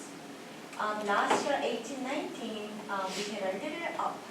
It was unpredictable, but it was a good year for us.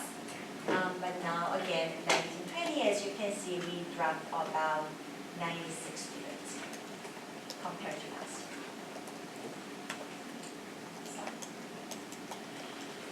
So the next slide talks about the policies and the administrative regs that we have, which allow us to have students within our district go to different schools within our district, so resident students. And Albany is unique because we're such a small district and we have centralized enrollment. So very frequently students in Albany can attend the school that is their first choice as far as elementary school is concerned. But then we also have a mechanism called inter-district enrollment, which allows us to draw students from other districts into Albany Unified School District. And so these policies and administrative regulations they provide the structure and the mechanisms to correctly implement intra, which is within our own school district, and inter-district transactions, which means bringing students from outside of Albany Unified into Albany Unified School District. And so the BPs and the ARs are in the agenda packet, and the ones with the corrections have been passed out. The elementary enrollment timeline is also included, and I did include that with corrections. So, Board Policy 5116.1 is the intra-district open enrollment policy. And so for secondary school, it's pretty straightforward in that we have Albany Middle School and we have Albany High School. So students in grades 6 through 8 automatically channel into Albany Middle School. Students in grades 9 through 12 automatically flow into Albany High School. Where it becomes a little more complicated is when we talk about intra-district enrollment for our elementary schools. And the two criteria that students are placed into schools, students are assigned to classes that are appropriate to their needs, so which lead us to believe that first graders go into a first grade class. If students have special needs and they need a particular program that's housed at a particular elementary, then that would be a way to determine which elementary school that child could go to or would go to, because that would best fit their academic needs. And then students are assigned to the school that corresponds to their parents' preference as space is available. So I know that Albany Unified, we try very diligently to put students where their parents would like them to attend. We like to honor those requests, and that we are fortunate in that we have 3 different very good elementary schools in which to place our students. So that is intra-district. Inter-district Board Policy 5117.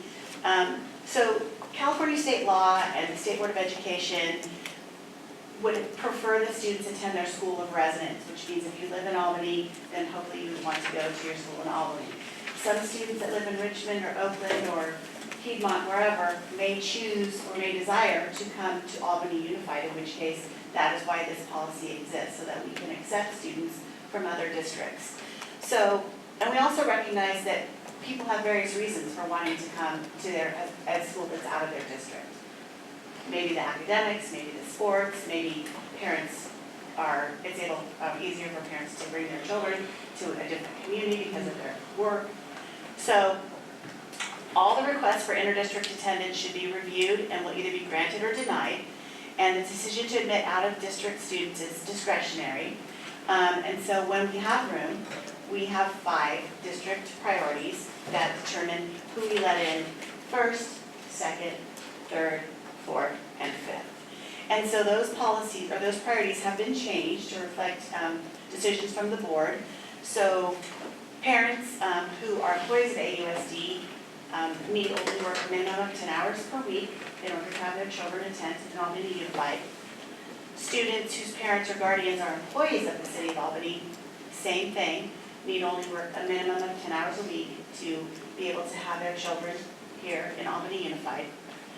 Students with siblings on interdistrict permits are also given a priority, which is third. Fourth priority, parents who have children whose parents own or operate a business must have been doing so at least a month prior to their application. And then the fifth priority is every other student that doesn't fit in priority 1 through 4. And those have been changed from 40 hours a week to 10 hours a week. So we've reduced the requirements at past ordinance. The next slide gives us inter-district enrollment. That means coming from an outside district for new inter-district enrollees and students that are in Albany on a permit that are continuing. So for this year, we were able to allow 26 new inter-district permit students, and we had 302 continuing inter-district permit students. So that's a breakdown of the numbers, and then I'll go into more detail of specifics about each grade and each number.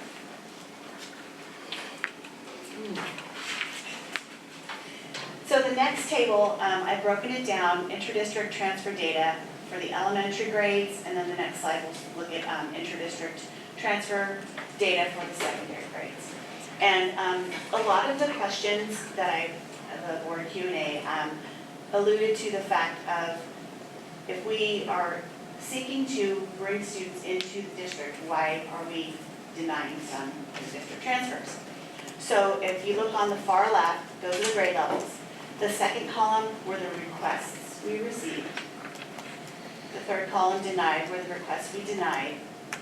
The fourth column is offers that were made, but the family said, we've changed our mind. And then the last column is students that actually became students of our district through the inter-district process. And denials, for the most part, were based on capacity within the particular grade. We had a pretty full TKK and second grade rosters were already pretty full, so we were not able to accept students from those grades. But we did have room in other grades, and so just a reminder that the contract states that TKK can fill up to a maximum of 24 students. The contract also says 1st through 3rd grade can fill classes up to a maximum of 28, and 4th through 6th grade can fill up to a maximum of 29.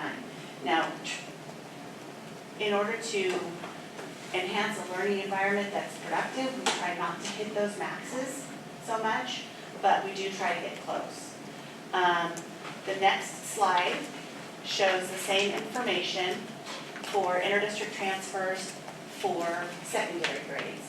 And the 9th and 11th grades were the slots where we had quite a bit of room and we were able to accommodate quite a few children. 10th grade was a very, very full class, so we were not able to accommodate. 12th grade was a concern because we wanted to accept students that were on track to graduate, that would be credit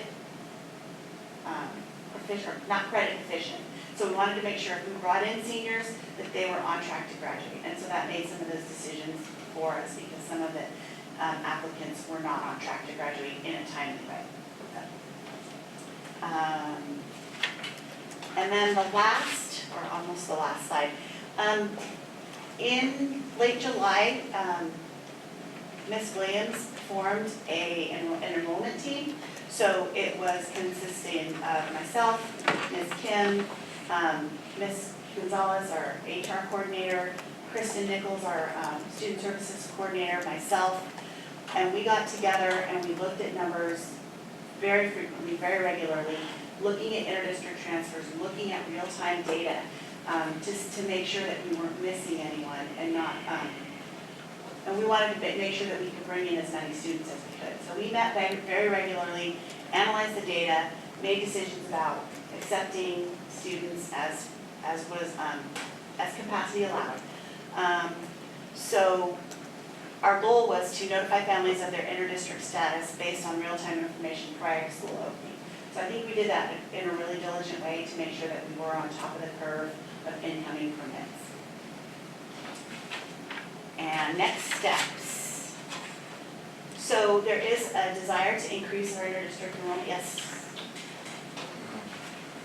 Sorry. That's okay. I just had a question about some of the declines at the older students, 6th grade through 12th grade.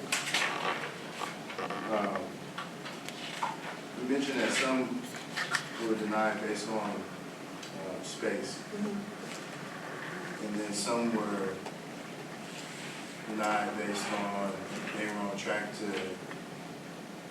graduate versus not on track. So does that mean like that if they weren't on track to graduate that year, like it would take them, like they just needed too many classes, or? They were probably credit deficient, or they didn't have there's a mathematical way to look at it. So there's only 180 days of school, and if you've got 30 credits to finish, I'm just using arbitrary numbers, there's not enough sections in your day to complete the requirements to graduate. And so sometimes those students will end up having to go to a continuation high school, or they just don't get credit complete by the time school's over, in which case they're not able to graduate with that class at the end of that year.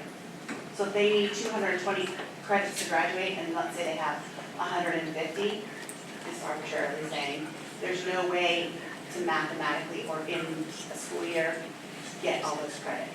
So then what do those students do? I'm curious as to. They would probably go into an alternative education situation. They could go to continuation. They might do credit recovery online. You mean, what do they do if we don't, when we take them away? Well, I guess I'm just curious as to, I personally, it's hard for me to kind of look at the list because it sounds like, and I could be, correct me if I'm wrong, because I want to be wrong, it sounds like we go through these lists, and if it's an easy student and it'll be smooth sailing for us, we accept it. But if the student is going to be a little difficult or has some type of where it's going to maybe cost us more money or be a little bit more difficult or require more work, then we deny them. And that is hard for me to swallow, because if a parent is going through the process to apply and send their kid here, it's because they want their kid to get a quality education. And we're saying that we provide this excellent education. And it's hard for me to listen and get the feeling that we're picking and choosing who gets that quality education. Because that is, I think so I Ms. just, wanted to answer.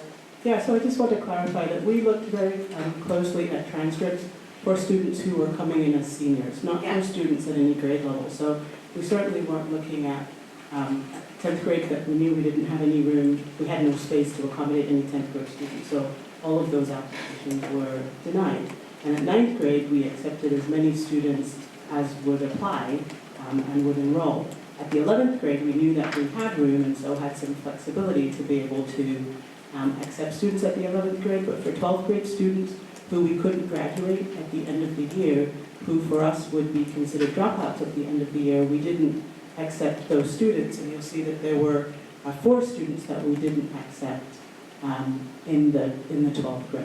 But that was only for 12th grade. Only Yes, for only 12th grade. Okay. Yes, we did, I'm sorry, I should have made that more clear, yes. If they were not credit ready as a 12th grader, then we didn't accept them. But that No, it was didn't just, apply to the. it was just the seniors. We needed to make sure that we didn't have kids that would not be able to finish. No, I So mean, we needed completers. That makes sense. I mean, I still worry, because I wonder like what those students are gonna do and like what options they have, just because I care about all kids. But, I mean, it makes sense what you're saying, but I'm glad that it's. Well, as a former continuation principal and teacher, they would come to me and I'd make sure that they got graduated. Yeah. So I apologize for not being clear on that, but it's just the seniors. That's why I asked. Yeah, thank you for asking. Wait, I also have a question that's on that, like, train of thought.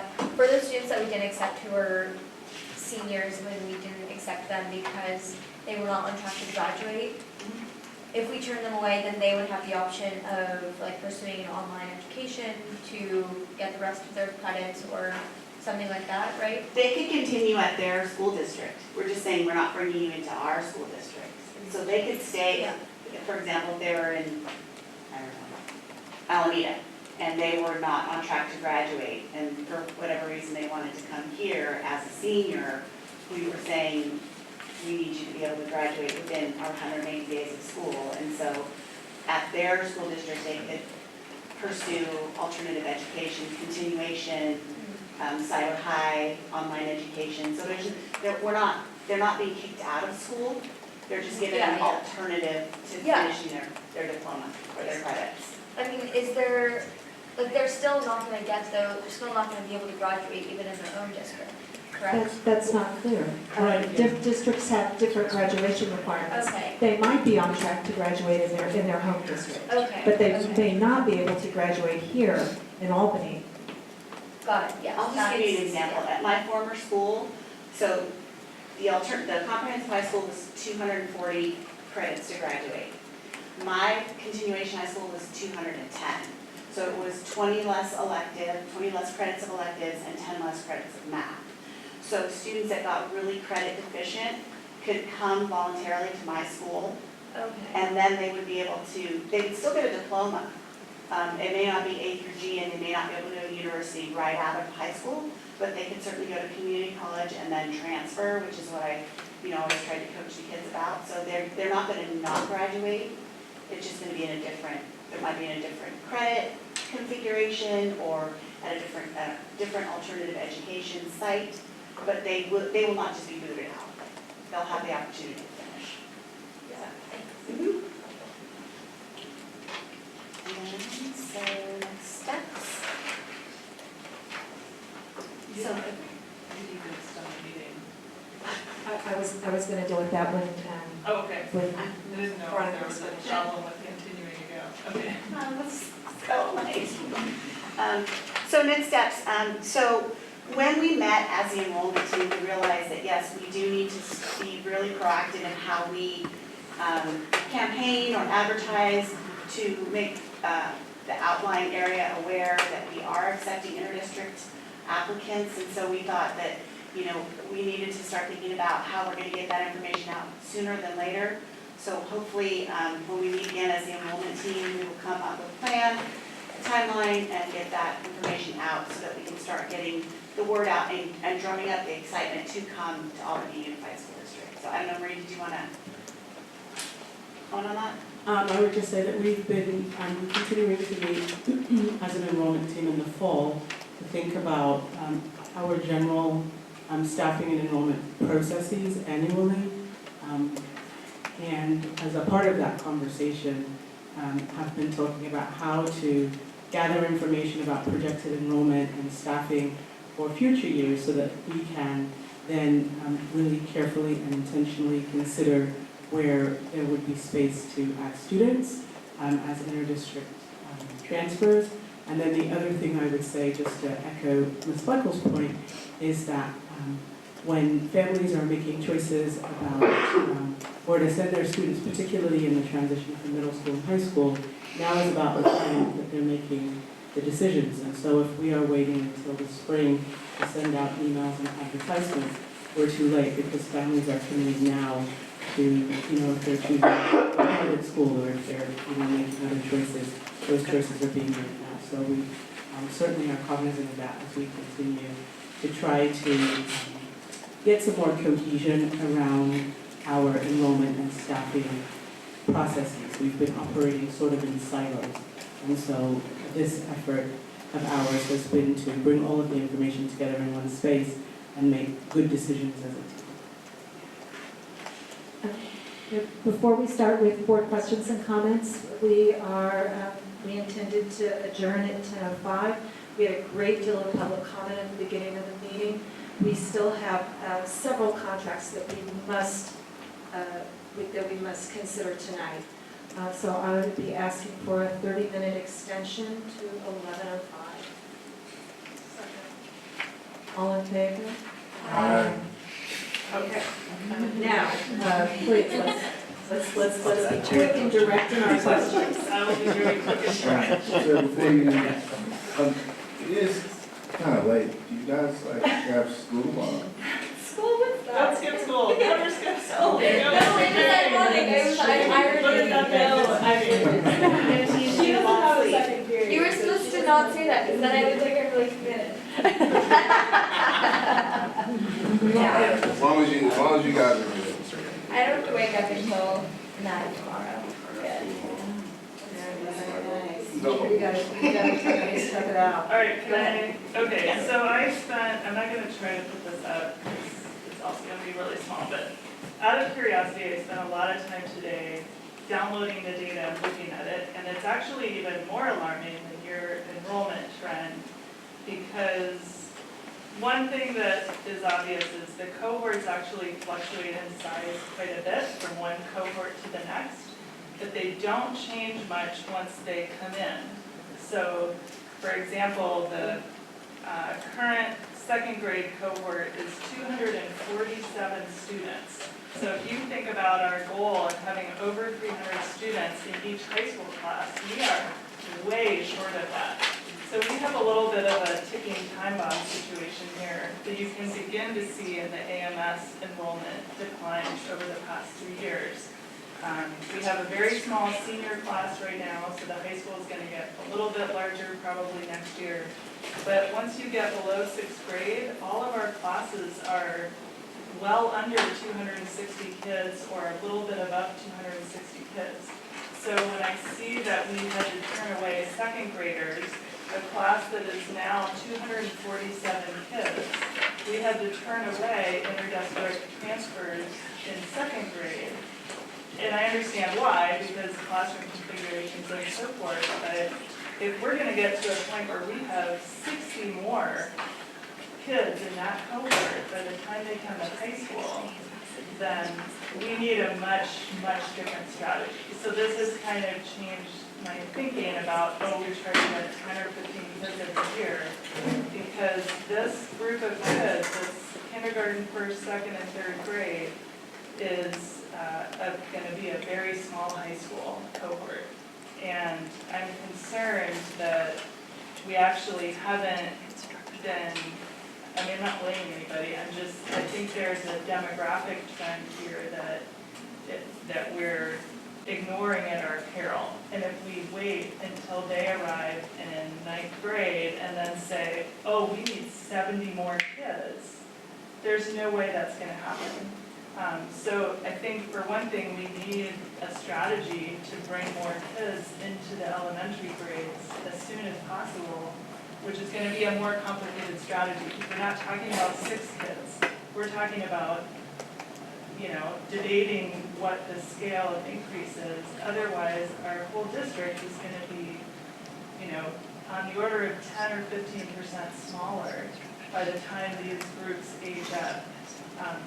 So I'm happy to, Jackie's shared a lot of this, and I just think when you look at the information and follow these cohorts over time and then look at the size of these elementary cohorts now, it's quite alarming.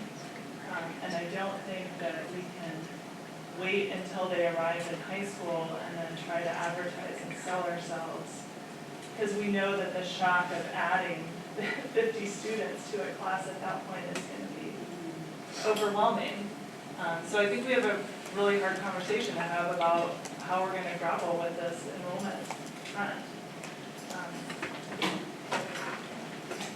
I think this is going to, I think this is going to have to come back to the board in several different forms. How many of them want to go this week? That's really the key issue that we need to address going forward. The other one is looking at chronic absence, which, you know, it's on page 12 or whatever. Enrollment and the attendance, and the attendance is just so key. LCAP has been discussing that issue. The LCAP committee has been discussing the issue now since last year, and it's something we're going to have to be really aggressive about in developing steps forward. And I know on page 22, we can just go to page 22 where you are talking about steps. I wanted to see if we could just look at that very quickly and maybe some comments from yeah, page 22 where you talk about next steps and increasing the ADA. And I see the monitoring, the ensuring, the increasing the communication. And I thought there had been some brief discussion at one meeting about who's going to be doing this.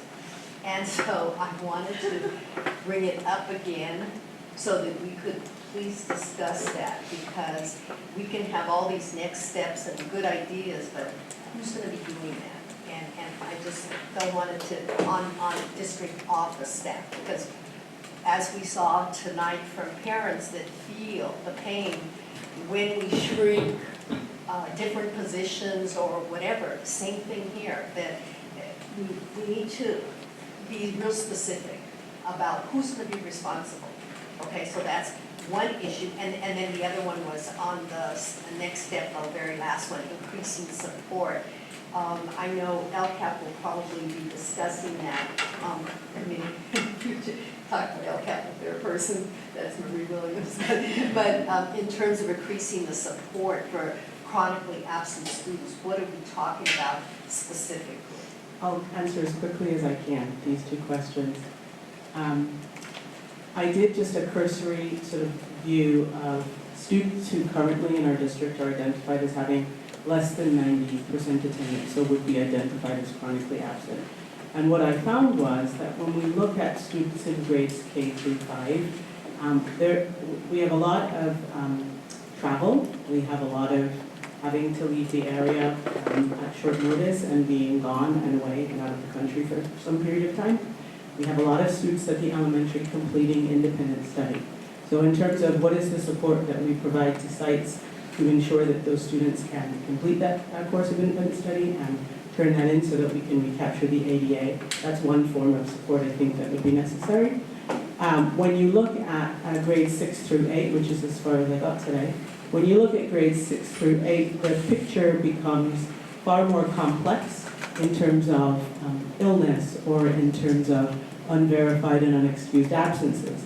And so I think that would require a different level of support. We, last year in the LCAP, did allocate resources to fill a position that would do this work, to answer your first question. And we have been unsuccessful in our attempts to secure a person. And so I have been working to secure a plan B that I hoped would be also not today, but hopefully by Friday, so I will have good news for you in the Friday update around who will be responsible. Because I think your question is a really important one. We really are needing resources to be allocated in a dedicated way and not just Marie on the fly when she has time to download a query and take a look at where we are. And so I appreciate your question. We have made some attempts to hire and continue in that. A couple of other questions. The board policy 5116.1 was last revised in 2009, And I had several issues with it, even in terms of some language that was used, it seems rather out of date. And I'm wondering if we could ask the policy committee to look at that, the policy, and sort of bring it up to date. I actually think this board policy has been updated more recently. I remember when I joined the district in 2016, actually that inter-district and intra-district policies were my first board meeting as a spectator. And so we do have sort of an ongoing issue with up-to-dateness of policies in Gamut. And so I will be sure to find what I think is a more updated policy. I don't know that it will get to addressing all of the concerns you have. Your concerns might continue to exist, but certainly I will find that and distribute that so that you can see what I believe is a more updated policy. Okay.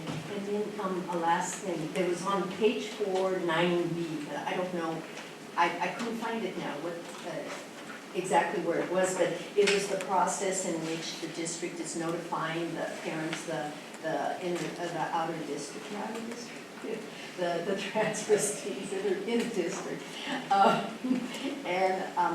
My question really had to do with how do we ensure parents, how do we ensure that parents receive these notices, because they have to respond immediately, and if they don't respond within one day, they basically lose their spot. And I'm concerned because I remember hearing from a parent specifically this year that they didn't even hear about a hearing. It was with special ed in terms of them having to attend the meeting and how were they notified by mail.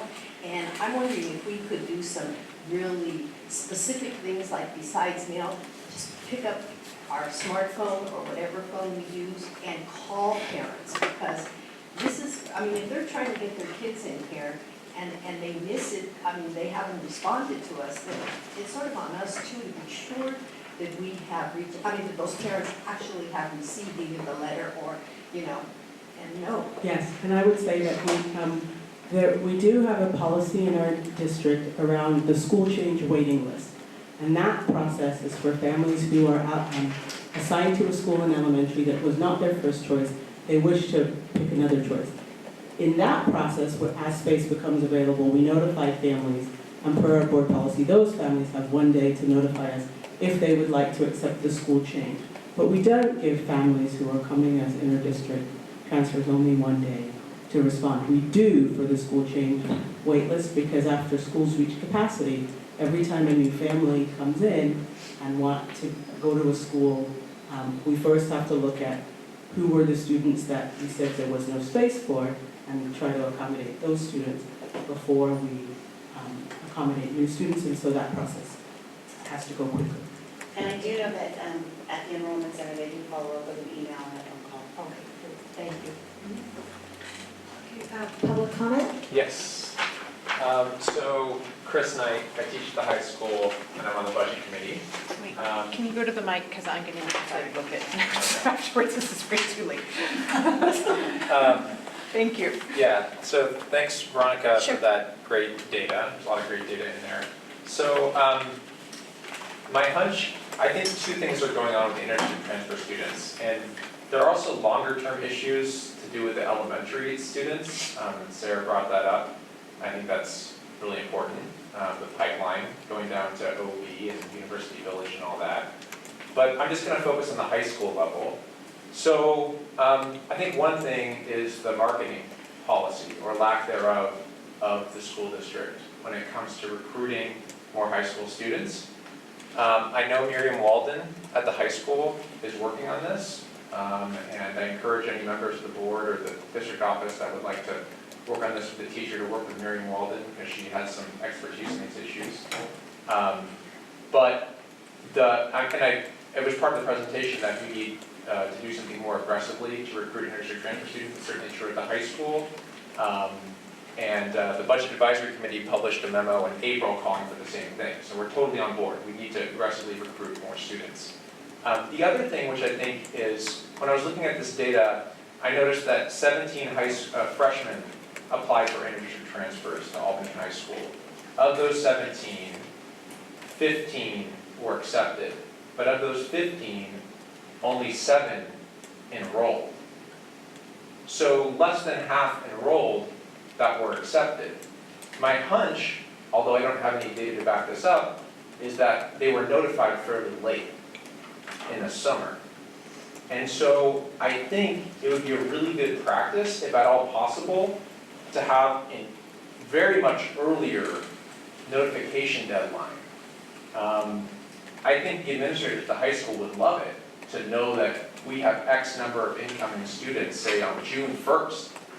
Their target is 310. We announced that target back in January of this year.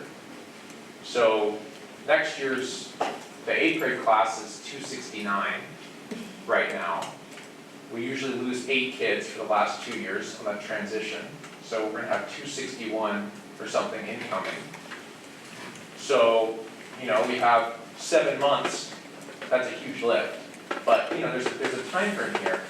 But if we can let those, if we can start recruiting in December and January, such as it called for in the presentation, and then let site administration know by June you have X number of students, and let those families know you've been accepted.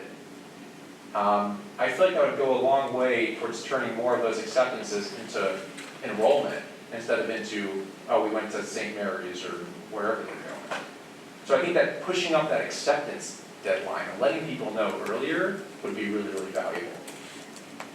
That's the thrust of my comment. Thank you. Thank you very much. I want to try to summarize what's been said. We talked about the need for advertising. I'd like to make that everybody's job.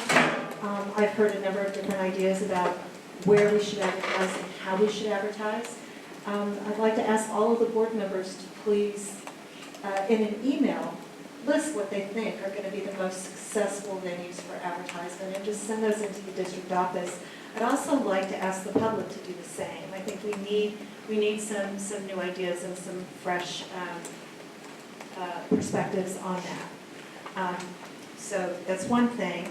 Another thing is that one of our site administrators emailed the board last week about a new policy in Piedmont, which was to accept at a high priority level the grandchildren of Piedmont residents. And that is something that we could change if the board wants to revise our board policy 5117, our inter-district transfer. We could make a priority category for those people as well. I think we also need to revise our administrative regulation regarding intra-district transfers to make the changes that Mr. Knight just mentioned in terms of early notification. And so that would mean bringing back, if there's interest, if I can get a second on any of these, bringing back both the board policy and the administrative regulation for inter-district transfers. Second. Oh, yeah, all right. And I also heard that, I think that the timeline that is the elementary enrollment timeline, I hope that somebody can take a close look at this and make sure that that this is, the will of the board is being documented here on the elementary enrollment timeline in terms of early acceptance wherever possible. Okay? And what about the notifying people early enough? That would be the AR. And I actually wrote out some text that came through in the board questions about if there's an application that we can approve, that we approve it like on a rolling basis all spring long. So they get approved or denied within 30 days, and they also get their invitation until we reach close to that level of 310. I think I said 305 to get a little bit of space in case we had kids move into Albany that we also need to, of course, accept. But we can document these changes later, but I think there needs to be some change. And your information about the low class size in the younger grades is very alarming. Thank you very much. You're welcome. Thank you.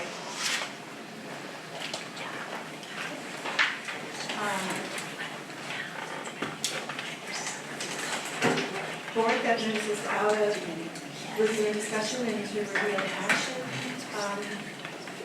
Would the board consider tabling 13-1, the governance handbook, just because of the late hour, almost at 11, and we have three contracts, we have three contracts.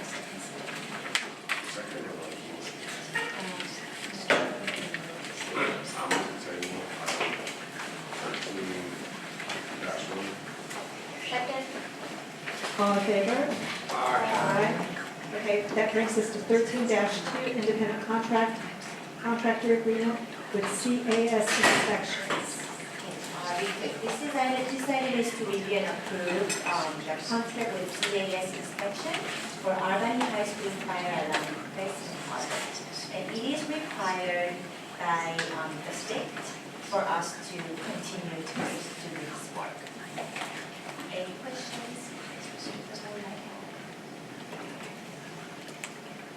And this is $40,000 from the bond.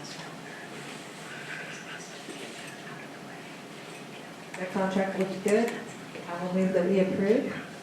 Second. All in favor? Aye. That brings us to item 13-3, independent contractor agreement with Diablo Striping for the Albany High School curb striping project. So for us to put our elementary students at Albany High School, the work has to be done to meet the state standards. And we had three vendors paid for the project, and Diablo Striping Company provided the best price and scope, the timeline to complete the work. And it is $6,264 from the bond fund. I move that we approve the independent contractor agreement with Diablo Striping for the Albany High School curb striping project. Second. All in favor? Aye. The last item is to approve and review the purchase order with D&D Security Resources for the furnitures for Ocean View Students House at Albany High School Edition and classrooms at high school. And also we got three prices from the three vendors, and D&D provide the best price and delivery schedule to be completed in the district timeline. And it is $177,215 in bond fund. I just want to clarify that this furniture will be delivered to the high school edition when it's needed. High school additions and three portables at high school At the for high school. Ocean View students. Great, and as a follow-up to that, does that have to be clarified? Because that was my concern, that it looked like the furniture was going first to Ocean View because it says a delivery to Ocean View School. And so, based on what I saw in the quotation, it looked like the furniture was going to go to Ocean View in December and then having to be moved again. Actually, on the contract itself, it says, under ship to, it says specify address on purchase order. So I think that's, Ship to Ocean View. Okay, so do we have to, do we see the purchase order? We're authorized to have to issue the. Thank you. But I'll make sure the furniture will be delivered to high school. This is the purchase order. Okay, as long as it's those words needs to go, not those. and on this contract, I also want to bring up that this is something that DCA caught that was almost a miss, that the furniture has a fairly long process in order to get delivered. And so our consultants at DCA spent a lot of hours frantically on the phone and a great deal of one weekend pulling all of this together, so that when the Ocean View kids move to the high school, there'll be desks for them to sit at. So I just wanted to give a shout out to DCA for doing all this work to making sure that we could get this material at this meeting. Did I hear a motion? I so move. Second. Is there a second? All in favor? Aye. I've made careful note of all of the upcoming agenda items, and I will enter those into the sheet bin and get those scheduled. So rather than go over them right now, hopefully we can, as our agenda meetings go forward, I hope we will see those all reflected. I'll just say one sentence. Sure. If you can be sure to include board goals and evaluation. Okay, I'll note it down. Thank you all very much. It was a very long meeting. There were some really important presentations and important input from the community. With that, we are adjourned.